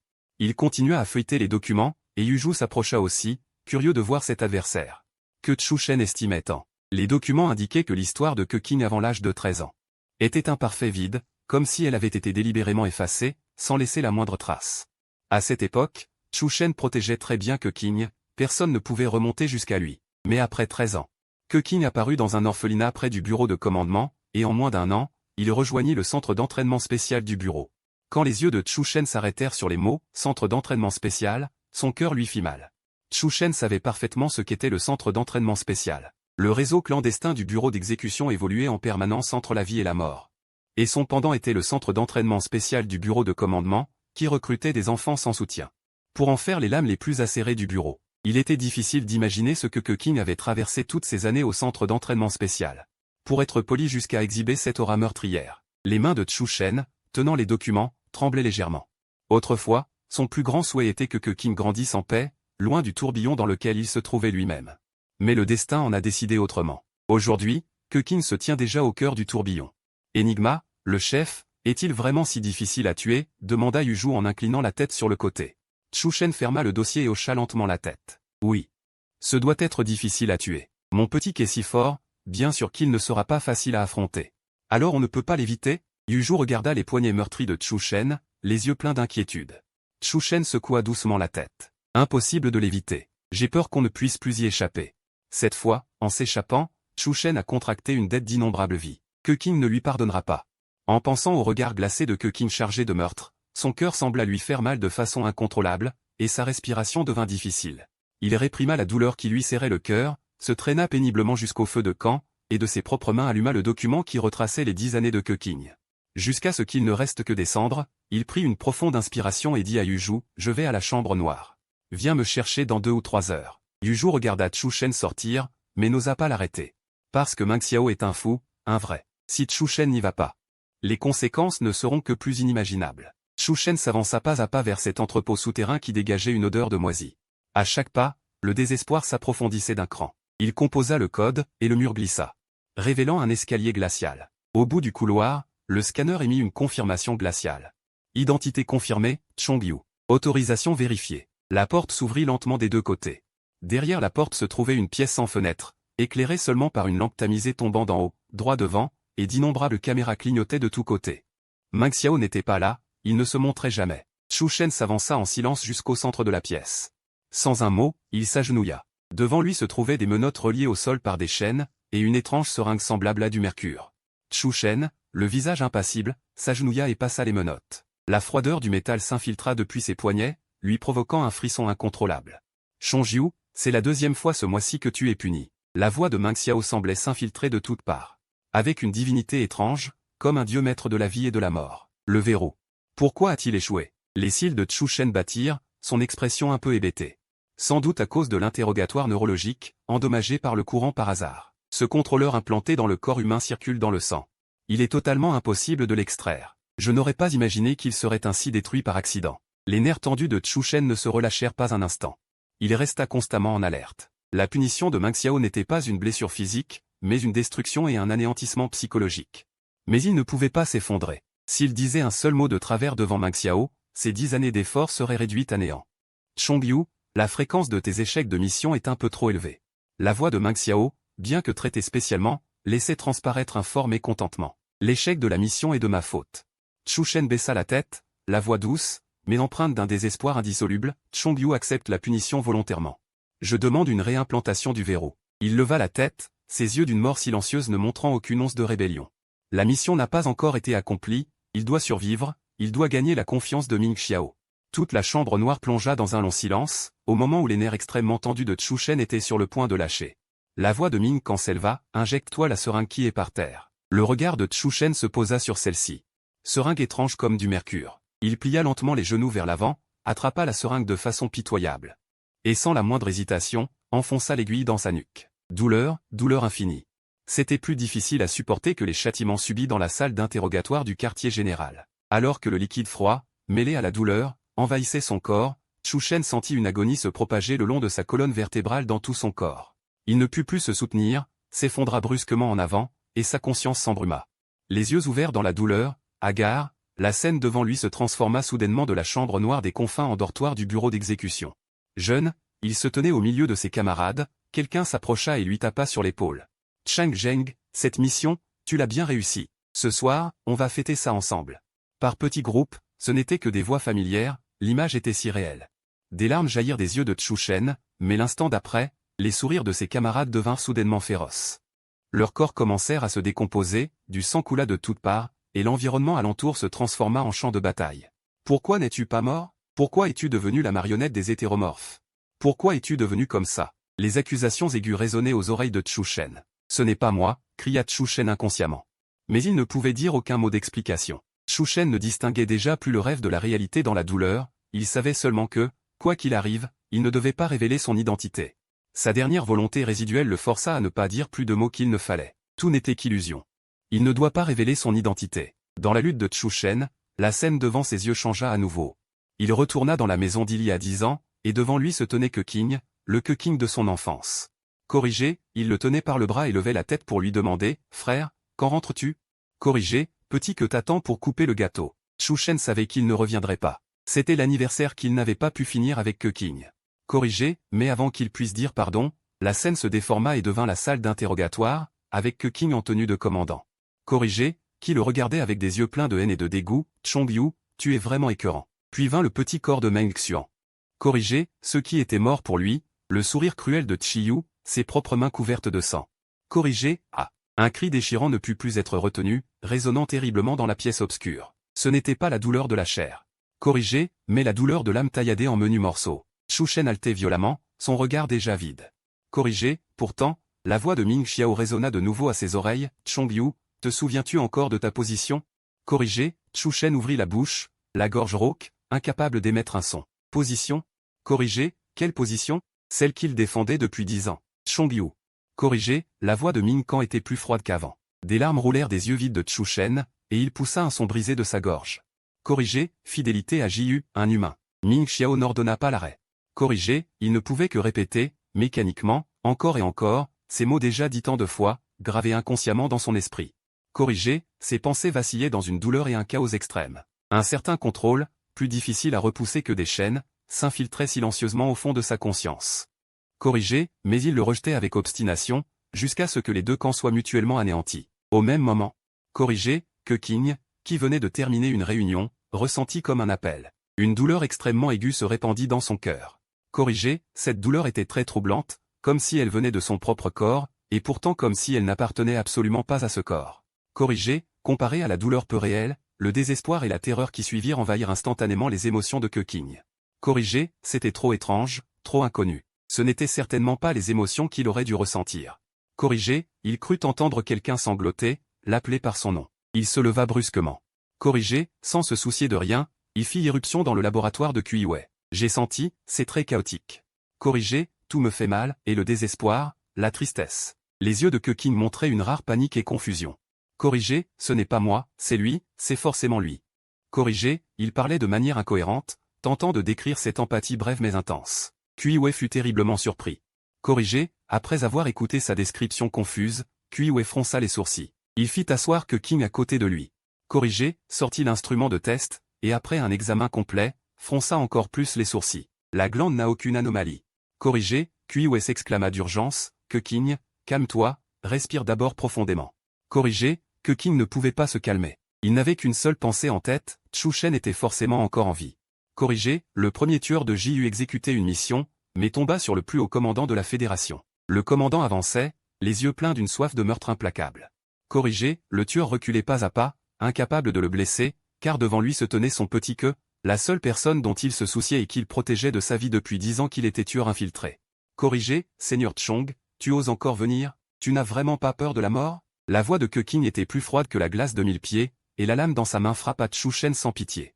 Corrigé, Chu Shen aurait pu parer ce coup, mais l'offensive de Keqing était trop féroce, il ne pouvait l'éviter. Corrigé, la seule façon de riposter était de diriger sa lame vers la main de Keqing. Mais au moment où il allait instinctivement contre-attaquer. Corrigé, il s'arrêta soudain. C'était son petit que. Si ses mains ne pouvaient plus tenir une lame. Corrigé, Keqing n'aurait plus aucune force pour résister aux poursuites de JU. Il causerait la mort de Keqing. L'offensive de Chu Shen cessa brusquement. Corrigé, cependant, Keqing, dont les yeux étaient déjà aveuglés par la haine, ne remarqua pas l'anomalie de Chu Shen. Sa lame s'abattit sans pitié sur Chu Shen. Corrigé, Chu Shen n'eut pas le temps d'esquiver. Le sang coula de son épaule, teignant de rouge la main qui tenait la lame. Corrigé, il était destiné à perdre face à Keqing, car il n'avait pas le cœur de frapper. L'attaque de Keqing ne s'arrêtait pas. Corrigé, mais Chu Shen ne faisait que parer difficilement ses coups mortels, comme s'il était trop blessé pour riposter, ou comme s'il refusait catégoriquement de contre-attaquer. Corrigé, au fil des attaques, l'offensive de Keqing ralentit peu à peu. Ce n'est pas normal, pourquoi Chongyu ne contre-attaque-t-il pas? Corrigé, et chaque mouvement qu'il fait, dans mon trouble, me donne une étrange sensation de familiarité. Ce n'est pas la férocité de JU. Corrigé, c'est comme. À cet instant, l'air commença à se remplir d'une phéromone d'aquilaria de plus en plus sauvage et instable. Corrigé, dans les yeux de Keqing, la lueur rouge du meurtre se condensait presque en substance. Il n'hésita plus. Corrigé, d'un mouvement du corps, il porta une attaque terriblement violente directement au point vital de Chu Shen. Chu Shen sentit la lame glaciale viser son cou. Corrigé, c'était réellement sans retenue, il voulait sa mort. Keqing était vraiment déterminé. Corrigé, à vouloir retenir ici pour toujours le premier tueur de JU. Pourtant, face à ce coup fatal. Corrigé, Chu Shen n'afficha qu'un regard plein de tristesse. Les capacités physiques des mutants sont renforcées à divers degrés. Corrigé, sa vitesse de réaction était bien supérieure à celle de Keqing. Mais ce corps était trop gravement blessé, même esquiver devenait lent. Corrigé, Chu Shen ne pouvait que, avec difficulté, effectuer un léger mouvement latéral parfaitement ajusté, et utiliser sa main gauche pour parer le coup de Keqing à toute vitesse. Chu Shen ne peut que, avec difficulté, utiliser un subtil déplacement latéral parfaitement dosé pour parer rapidement le coup de Keqing avec sa main gauche. Un geste léger de ses doigts sur le poignet de Keqing suffit à désarmer sa force. Une technique en apparence simple. Pourtant, le souffle de Keqing se bloqua soudain. Il avait déjà vu cela quelque part, mais le souvenir était trop flou. Pour qu'il puisse s'en souvenir. L'attaque de Keqing s'arrêta brusquement. Il fixa intensément les yeux de Chu Shen, encore clairs sous le masque, cherchant à y déceler quelque chose. Dès que son regard croisa celui de Chu Shen, ce dernier réalisa son erreur. Il était un mutant de l'extrême domaine, pas le commandant du bureau de l'exécution. L'instinct assoiffé de sang des mutants, contrôlé par leur animalité, les empêchait de conserver une raison absolue dans ce genre de combat instinctif. Une alarme retentit dans l'esprit de Chu Shen. Il recula précipitamment, cherchant à prendre ses distances avec Keqing. Comme si cette contre-attaque subtile n'était qu'une coïncidence. Mais Keqing, revenu de sa confusion, n'avait aucune intention de laisser Chu Shen s'en sortir. Il ne pouvait pas laisser Chongyu s'échapper cette fois-ci. Il devait venger Xiaoxian et tant d'autres vies au bureau de l'exécution. Et puisque Chongyu avait pu se faire passer pour son frère, et que son contre-marquage réagissait encore, cela signifiait que Chu Shen était peut-être vivant. Et très probablement entre les mains des mutants de l'extrême domaine. Cette pensée traversa l'esprit de Keqing en un éclair, et son offensive devint encore plus féroce. Pourtant, Chu Shen serrait les dents et encaissait en silence. En voyant cette haine que Keqing lui portait, il ressentit véritablement ce que signifiait une douleur déchirante. Mais il ne pouvait que retenir toute sa souffrance et ses explications au fond de sa gorge. Sans pouvoir prononcer un seul mot, ni laisser filtrer la moindre faille. Il ne pouvait que fuir. Sous les assauts de Keqing consumés par la vengeance, maintenant difficilement le masque de Chongyu. Cette posture défensive, sans jamais attaquer. Aux yeux de Keqing, aveuglé par la soif de sang, signifiait, Chongyu, la dernière fois, quelqu'un est venu te sauver. Cette fois, je ne te laisserai aucune chance d'être secouru. La voix de Keqing était rauque, ses mots serrés entre ses dents, glacial au possible. Il cessa de frapper aveuglément et commença à libérer toute sa phéromone oppressive. Un énigma maîtrise ses phéromones avec une aisance parfaite. Le mouvement de fuite de Chu Shen s'immobilisa brusquement. La domination phéromonale d'un Enigma sur un alpha est totalement irrésistible. Même Chu Shen ne pouvait pas, sous une telle pression phéromonale, continuer à tenir tête à Keqing comme avant. Une douceur subtile et presque imperceptible apparut dans le regard de Chu Shen. L'odeur boisée et lourde du bois d'agar, comme mortelle, s'infiltrait dans sa glande. C'était censé être une phéromone oppressive, mais elle faisait naître en Chu Shen, sans raison, des émotions étranges. Comment cela pouvait-il arriver? Il n'était pourtant pas en période de chaleur. Son instinct d'alpha le poussait à s'éloigner de ce danger qui le dominait, mais pour une raison inconnue, il ressentait aussi une impulsion incontrôlable à s'en approcher. Non, il ne pouvait pas céder à cette phéromone d'Enigma. Une détermination extrêmement douloureuse traversa les yeux de Chu Shen. Il mordit le bout de sa langue, la douleur aiguë lui offrant un bref instant de lucidité. Commandant que... Vous n'avez donc que ce genre de méthode? La voix de Chu Shen, rauque et difficile, sortit en maintenant l'apparence de Chongyu. Son ton délibérément froid, pourtant, planta une épine dans le cœur de Keqing. L'offensive de Keqing s'arrêta inexplicablement. Il resta immobile, l'esprit en désordre, incapable de démêler ses pensées. Un sentiment de familiarité absurde commença à pousser dans son esprit comme une liane, s'enroulant follement. Comment pouvait-il trouver que ce mutant ressemblait à Chu Shen? À cause de ce visage? C'était une insulte envers Chu Shen. La confusion et le doute dans les yeux de Keqing furent remplacés par une haine mêlée de honte et de rage. Comme pour se convaincre et couper court à cette attente absurde et indue, il relâcha ses phéromones de façon encore plus frénétique et inconséquente. Profitant du trouble de Keqing, Chu Shen pivota brusquement et s'enfuit par la route qu'il avait planifiée. Keqing voulut le poursuivre, mais Chu Shen lança une grenade fumigène vers Kuiwei, forçant Keqing à faire demi-tour pour protéger ce dernier. Quand il se retourna pour reprendre la poursuite, Chu Shen avait déjà disparu. Chu Shen s'enfuit à toute vitesse dans les ruelles sombres. La phéromone de santal blanc commençant à se diffuser de son corps. Ses yeux étaient anormalement humides et fragiles, sa respiration plus haletante que ses pas. Il n'était pas en période de chaleur, et en théorie, même une phéromone d'Enigma n'aurait pas dû avoir un tel effet sur lui. Mais il ne ressentait pas seulement une soumission forcée, il avait aussi cette impulsion irrépressible à se rapprocher, comme autrefois, il ne voulait pas abandonner Xiaoke, et aujourd'hui, il semblait ne pas vouloir s'éloigner non plus. Chu Shen courut longtemps, jusqu'à ce qu'il n'y ait plus aucun bruit dans les rues désertes. Il s'affala contre un mur froid, avala en tremblant le médicament que Yu Zhu lui avait donné. Et après avoir apaisé un peu la réaction de période de chaleur déclenchée par la phéromone d'Enigma, il s'injecta un inhibiteur pour dissimuler sa phéromone de santal blanc. Ainsi, même si Keqing le retrouvait, il ne remarquerait aucune faille. Lui et Keqing ne pouvaient plus revenir en arrière. Désormais, ce qui était le mieux pour Keqing, c'était de ne jamais savoir qu'il était vivant, et de n'avoir plus jamais aucun lien avec lui, ce mutant. Chu Shen regagna l'extrême domaine, le corps épuisé. Cette mission d'assassinat de Kuiwei était quasi vouée à l'échec. Bien que Ming Xiao, sans limite de temps, lui accorde généralement 2 semaines pour achever une mission, Chu Shen connaissait bien le caractère de Keqing. Bien qu'il paraisse impitoyable, en réalité, il était très minutieux. Puisqu'il savait désormais que la cible de Chu Shen était Kuiwei, il le protégerait parfaitement. Et ne laisserait plus aucune occasion à Chu Shen. Avec Keqing présent, Chu Shen ne pourrait presque plus agir. « Chef, vous êtes enfin de retour. » Yu Zhu, qui l'attendait dans le vent froid depuis la moitié de la nuit, s'avança précipitamment. Il se passe une grosse affaire chez Chiyu. C'est à propos de son AE-31. Il semble que des documents confidentiels aient été volés. Tout le domaine de Jiyu est maintenant bouclé, comme s'il suspectait une taupe du bureau d'exécution. Chu Shen reste interdit. Ces dernières années, le bureau d'application de la loi n'a bien sûr pas ménagé ses efforts pour sonder le domaine extrême, mais pour y faire entrer quelqu'un. Cela signifie faire injecter AE-31 à une personne normale pour en faire un altéré, un sacrifice aussi monstrueux. Va à l'encontre du serment d'alliance qu'ils ont prononcé à l'époque. L'expression de Chu Shen se durcit. Dans le domaine extrême, à part lui, combien d'autres infiltrés y a-t-il encore? Quelques jours plus tard, Chu Shen se rend à la chambre noire pour être puni, mais il ne fait qu'un tour.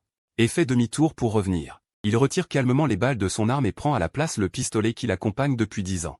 S'infiltrant silencieusement dans sa résidence, il intercepte au 2e étage la silhouette qui s'apprête à fuir, avant que l'autre n'ait le temps de réagir. La lame froide est déjà posée sur sa gorge. Si tu ne veux pas mourir, ne bouge pas. La voix de Chu Shen est glaciale. Personne n'ose parier contre le titre de premier tueur du domaine extrême. L'homme en tremble de peur, poussé par Chu Shen, il recule en titubant dans la pièce.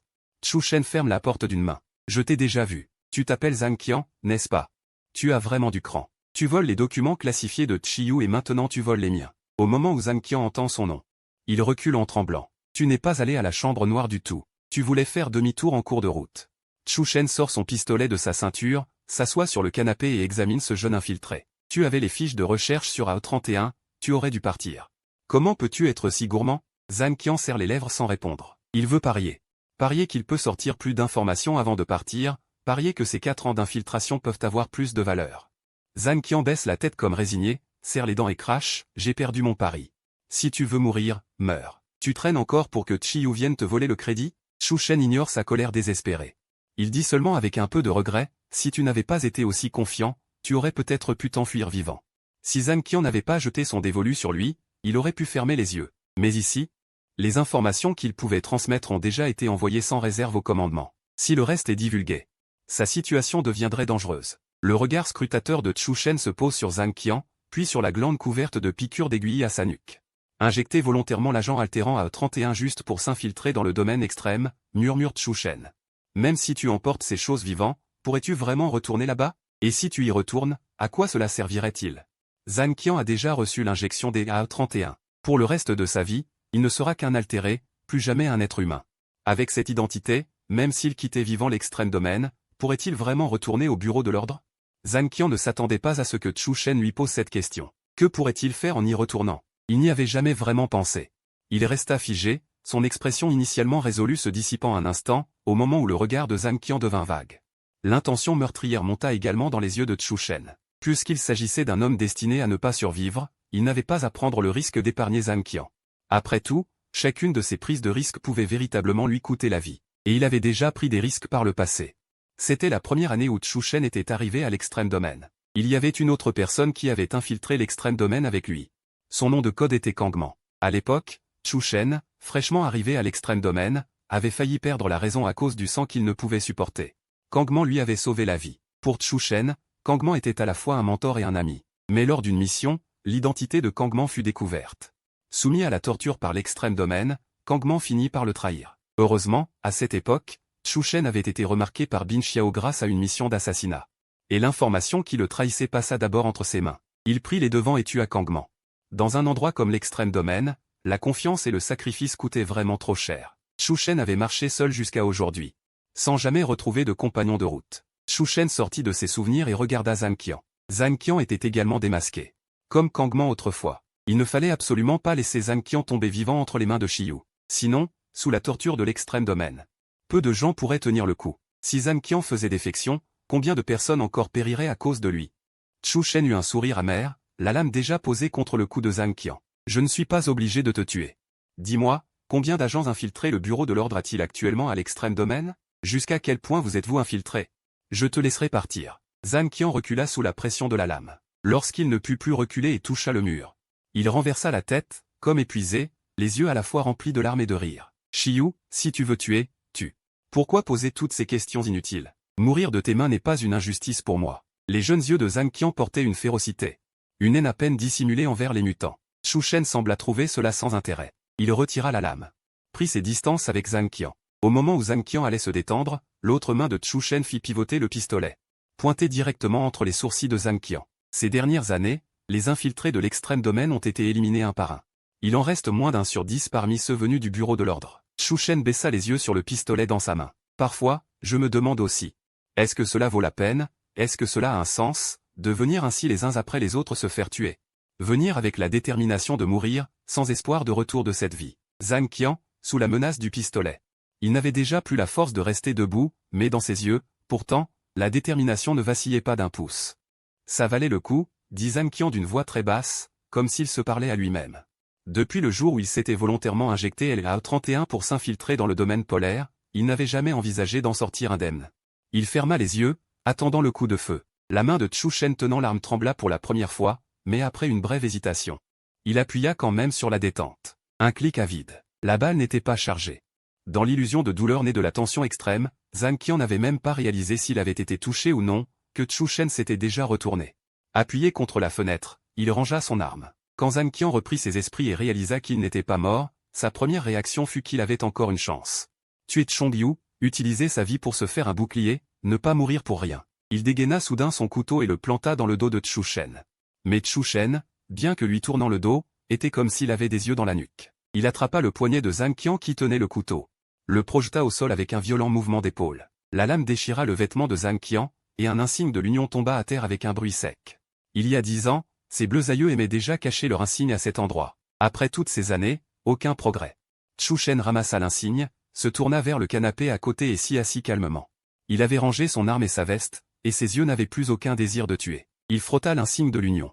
S0195, réseau sombre, numéro 95.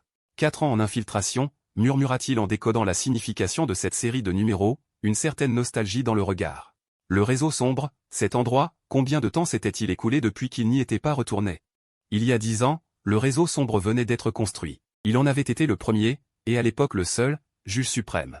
Mais 10 ans ont passé, il ne savait plus du tout à quoi ressemblait cet endroit. Zhang Qian releva brusquement la tête. Ses yeux tremblèrent violemment, encore plus choqués que lorsque Chu Shen avait tiré à vide. Comment le sais-tu? La séquence de numéros du réseau sombre est différente de celle du commandement ou de l'inspection. Personne en dehors du réseau sombre ne peut le savoir. Chu Shen posa solennellement l'insigne de l'Union sur la table. Toi, ta mission est terminée. Rends-toi au réseau sombre pour faire ton rapport. J'utiliserai mon autorité pour me porter garant de toi, afin d'attester que tu n'as commis ni meurtre ni crime pendant ces 4 années.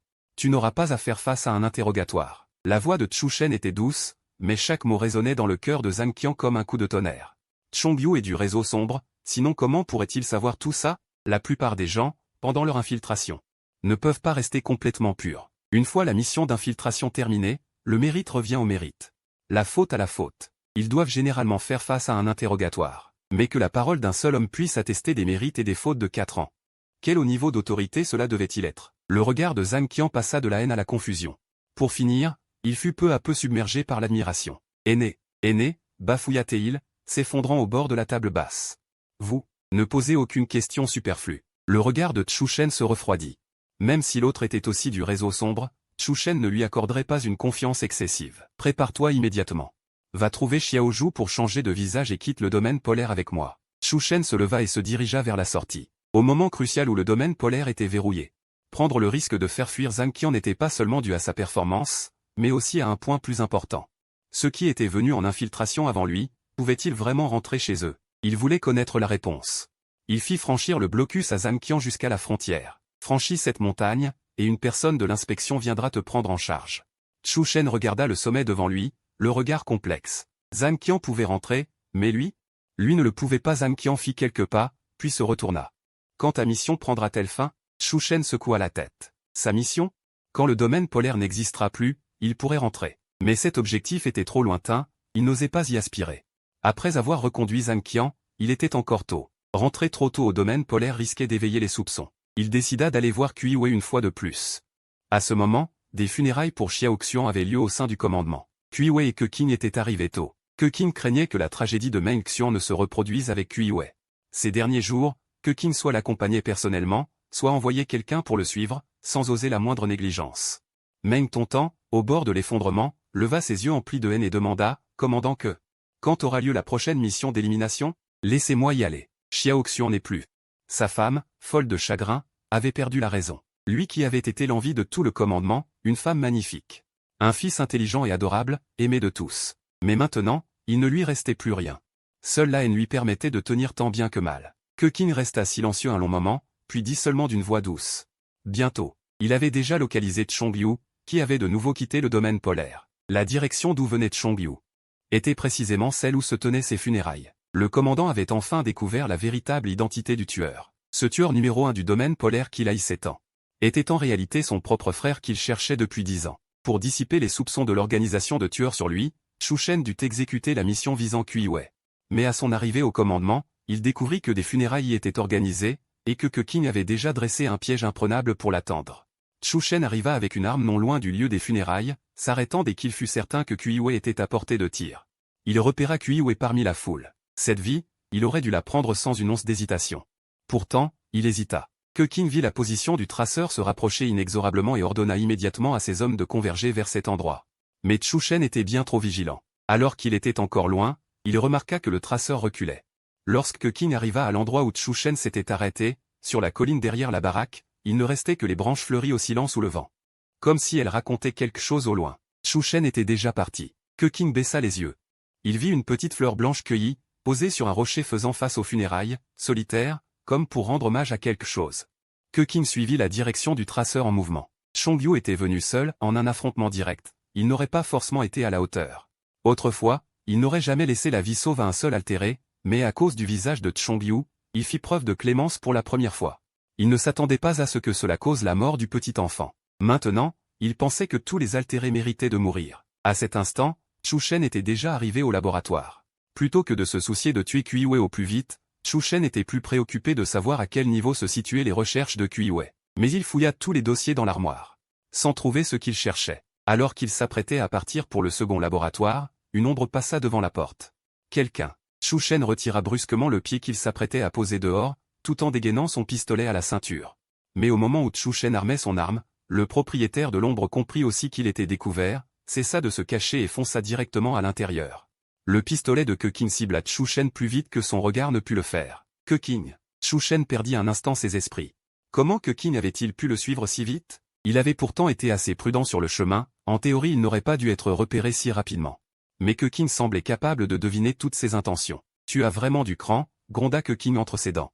Des funérailles de Xiaoxian jusqu'à l'institut de recherche, ensuite, tu vas encore au quartier général du commandement pour voir votre dernier chef-d'œuvre?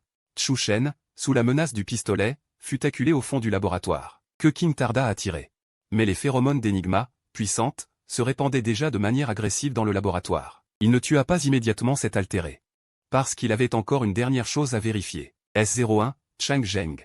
Tu le connais? La voix de Keqing résonna froidement dans le laboratoire. Ne me dis pas que tu ne le connais pas avec ce visage. Keqing ne se relâcha pas. Les phéromones d'Enigma envahissaient le laboratoire sans retenue. Aussi fort que soit Chu Shen. Ces phéromones d'alpha n'étaient pas de taille face à celles d'un Enigma. L'autre main de Chu Shen, celle qui ne tenait pas l'arme, trembla en s'appuyant contre la fenêtre derrière lui. Il serra les lèvres, du sang suintant à la commissure, comparé à la souffrance d'être écrasé par les phéromones d'Enigma. Plus insupportable encore était la douleur infligée par Keqing. Chu Shen regarda Keqing, et ne vit que le canon de l'arme qui pouvait lui coûter la vie. Je te le demande une dernière fois, est-ce que S01, Chang Zheng, est entre vos mains? La question de Keqing était brouillée par une haine intense. Depuis qu'il avait accepté le marquage inversé, Keqing ressentait parfois, à travers le lien, des émotions vagues qui ne lui appartenaient pas. Une tristesse profonde, dont il ignorait l'origine. Il croyait fermement que Chu Shen était encore vivant. Et si Chu Shen était vraiment vivant, la plus grande probabilité était qu'il soit aux mains de Jiyu. Seulement ainsi. Pourrait-on expliquer pourquoi les altérés de Jiyu parvenaient à imiter l'apparence de Chu Shen? Les phéromones de Keqing devinrent de plus en plus agités.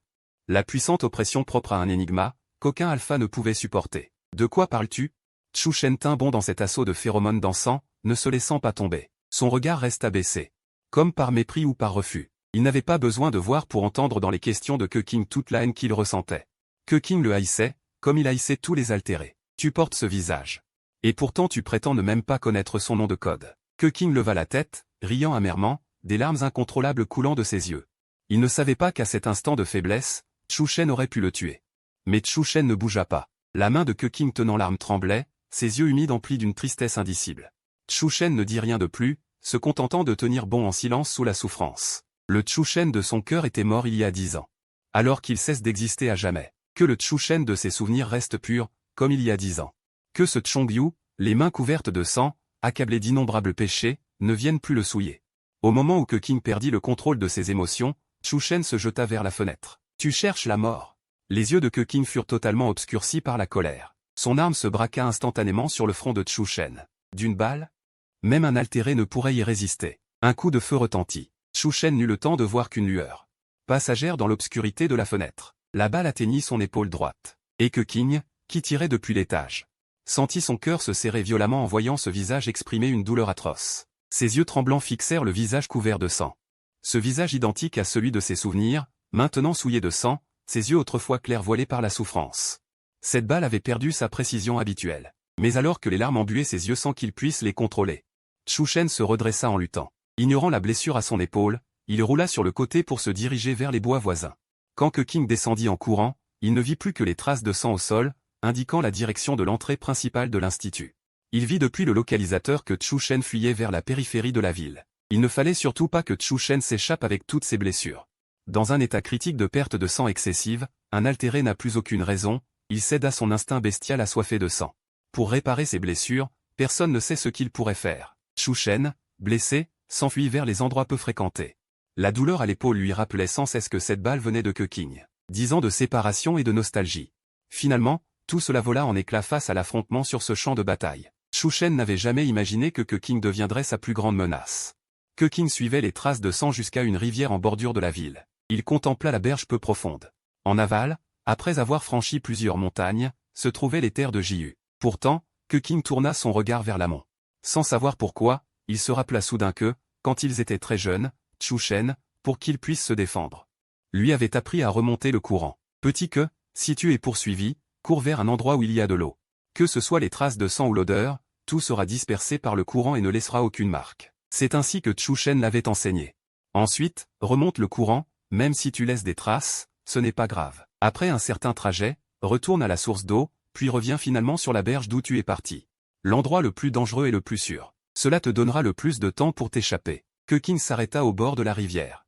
Ces paroles que Chu Shen lui avait dites autrefois lui revenaient en tête. Comme poussé par une force mystérieuse, il ne se lança pas à la poursuite en aval de l'autre côté.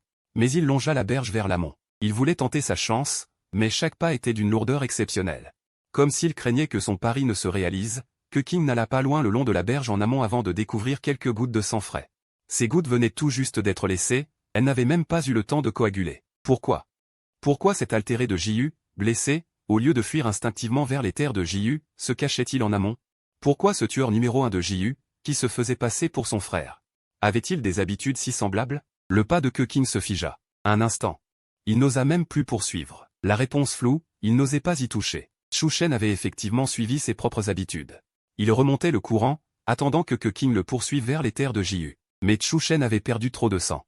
Sa conscience s'obscurcissait peu à peu. Son désir de sang devenait de plus en plus évident. Une voix dans sa tête lui ordonnait de faire demi-tour. De tenter sa chance pour voir ce qu'il pesait dans le cœur de Keqing, de révéler son identité. Peut-être obtiendrait-il ce sang imprégné de phéromones d'énigma. Cette clameur vile et persistante hantait son esprit. Alors que son sang s'écoulait, son corps semblait se refroidir. Ses pas, tantôt profonds, tantôt légers, devenaient de plus en plus vacillants. Juste au moment où Keqing allait s'effondrer. Il aperçut soudain, près du petit chemin longeant la rivière, plusieurs enfants rassemblés au bord de l'eau, semblant pêcher des crevettes et des poissons avec une louche. Des enfants inoffensifs, suffisamment de sang pour réparer toutes ses blessures. Quelques gorgées suffiraient à guérir son corps. Il pourrait alors échapper à la poursuite et sortir complètement de cette position désavantageuse. Chu Shen, torturé, pressa sa blessure à l'épaule. C'était la balle que Keqing lui avait tirée. 10 ans. Il était devenu quelqu'un que même Keqing n'oserait pas reconnaître. Les mains couvertes de sang, chargées de péché, sans doute devenu méconnaissable pour le magistrat suprême du réseau clandestin d'autrefois, ce Chang Zheng que tous vénéraient. Non loin de lui, un garçon espiègle se tenait dans la rivière, semblant vouloir attraper des poissons et crevettes plus profonds. Mais il s'était trop avancé et, par accident, il perdit l'équilibre. Au moment où l'enfant se noyait, Chu Shen, sans même réfléchir, traînant ses blessures, se précipita et le sortit de l'eau. Le petit garçon, visiblement terrifié, se débattait dans les bras de Chu Shen. Chu Shen, supportant la douleur atroce de sa blessure, ramena l'enfant sur la rive en sécurité. Il aurait dû le lâcher, mais l'instinct assoiffé de sang le poussait à vouloir s'agripper à cette source de sang si proche. Mordre? Et il aurait une issue. Le regard de Chu Shen devint peu à peu vague, mais sa main, qui tenait l'enfant, se referma en un point, s'enfonçant dans sa propre paume. Presque au moment où il s'agenouillait sur la berge, Keqing arriva en courant, attiré par les pleurs de l'enfant. Chongyu, dit Keqing en voyant le regard déjà égaré de Chu Shen posé sur l'enfant terrifié dans ses bras. Il releva son arme. Mais en entendant la voix de Keqing, Chu Shen sembla perdre ses dernières forces et s'effondra. Keqing ne le laisserait pas tuer. Il pouvait cesser de lutter désespérément pour contrôler son instinct. Ses mains trempées de son propre sang se tendirent inconsciemment vers Keqing. Une subtile phéromone de bois d'agar s'échappait involontairement, flottant dans l'odeur épaisse du sang. Chu Shen, inconscient, voulait se rapprocher, mais n'en avait même plus la force. Il ne fuyait plus. Résigné, il s'agenouilla dans la mare de sang. Le regard de Keqing devint trouble. Pourquoi Chongyu remontait-il le courant? Pourquoi, alors qu'il était resté assez longtemps pour que le sang s'écoule en une flaque, n'avait-il pas attaqué ses enfants? Pourquoi tout? Était-il si contraire à la logique? Tue-moi, murmura Chu Shen d'une voix trop légère, chargée d'une infinie tristesse. Tue-moi, répéta-t-il. En entendant cette appellation, le cœur de Keqing sembla s'arrêter. Petit que, ce surnom, Keqing ne l'avait pas entendu depuis 10 ans. Seul Chu Shen l'appelait ainsi. La main qui tenait l'arme trembla violemment. Pourquoi? Pourquoi ce tueur de Jiyu? Connaissait-il le surnom que Chu Shen lui donnait? Il regarda la personne tombée dans la mare de sang, son expression ébranlée. Ce visage familier. Rien n'avait changé depuis 10 ans, identique à ses souvenirs. Mais dans ses souvenirs, Chu Shen avait toujours été indomptable, quoi qu'il arrive, il se tenait toujours calmement devant lui, le protégeant de tout. Mais maintenant, celui qui s'effondrait devant lui était pitoyable, le sang mêlé à la boue. Souillait ce visage qui aurait dû être immaculé. Impossible, comment Chu Shen pouvait-il devenir un déviant? Dans son esprit, King le niait frénétiquement, mais son cœur battait douloureusement de façon incontrôlable. Chu Shen avait perdu trop de sang et perdait peu à peu connaissance. La main qu'il tendait vers King retombait lentement, faiblement. Astérisque il ne doit pas mourir astérisque cette pensée surgit soudain dans l'esprit de King. Prenant toute la place. Il saisit cette main sur le point de retomber, et serra Chu Shen dans ses bras. Chu Shen, est-ce toi? La voix de King tremblait affreusement. La conscience trouble de Chu Shen perçut qu'il était dans les bras de King, et une larme claire coula du coin de son œil. Un besoin instinctif de sang lui fit lever la tête inconsciemment dans les bras de King, ses lèvres et ses dents tout près du cou de King. Les phéromones d'Enigma se diffusèrent silencieusement, apaisantes, tout comme le sang. Exerçant une attraction fatale sur Chu Shen à cet instant, King sentit cette faible caresse effleurer la peau de son cou. Il savait naturellement ce que Chu Shen voulait faire, mais cette fois, King ne le repoussa pas, bien au contraire, il le serra plus fort. Il fallait sauver ce déviant, qui qu'il soit, il ne devait pas mourir. King attendit la douleur atroce, attendit que les vaisseaux se déchirent, attendit que le sang mêlé aux phéromones d'Enigma jaillisse, mais rien ne se produisit. Chu Shen mordilla légèrement cette chair. Comme s'il déposait sur le cou de King un baiser si léger qu'il en était à peine un. King ne savait pas si Chu Shen ne voulait pas. Ou ne pouvait pas, mais il n'hésita plus un instant. Il baissa la tête et se coupa le poignet avec un couteau. Bois-le, dit King d'une voix qui passa de l'obstination à la supplication. Ne meurs pas. Le sang chaud coula entre les lèvres et les dents de Chu Shen. Mais King jugea que cela ne suffisait pas, les puissantes phéromones d'Enigma se diffusèrent, atténuant l'odeur du sang. Ne meurs pas, tu ne dois pas mourir. King tremblait, sa voix chevrotait, sans se soucier du marquage inversé. Il libéra ses phéromones de bois d'agar de la manière la plus douce possible. Il ne pouvait accepter que cet homme meure devant lui. Une volonté puissante poussa les phéromones d'Enigma à se diffuser violemment dans l'air. Sa glande semblait déjà irradier une douleur sourde, mais King n'y prêtait pas attention. Ses pensées, comme ses phéromones, devenaient de plus en plus confuses, et dans son extrême irrationalité, il ne voulait qu'une chose, retenir cet homme coûte que coûte. La première chose que Chu Shen vit en reprenant conscience fut les larmes dans les yeux de King. Ses yeux embués le regardaient, confus, remplis de supplications. Mais dès qu'il reprit conscience, Chu Shen le repoussa. Il perçut dans l'air les phéromones d'août de qualité supérieure, de plus en plus chaotiques. C'était le signe avant-coureur de la période de sensibilité. La période de sensibilité d'un Enigma est bien plus violente que celle d'un alpha ordinaire, et il n'existe aucun inhibiteur spécial pour la contrôler. Mais alors que King sombrait dans le chaos de sa période de sensibilité,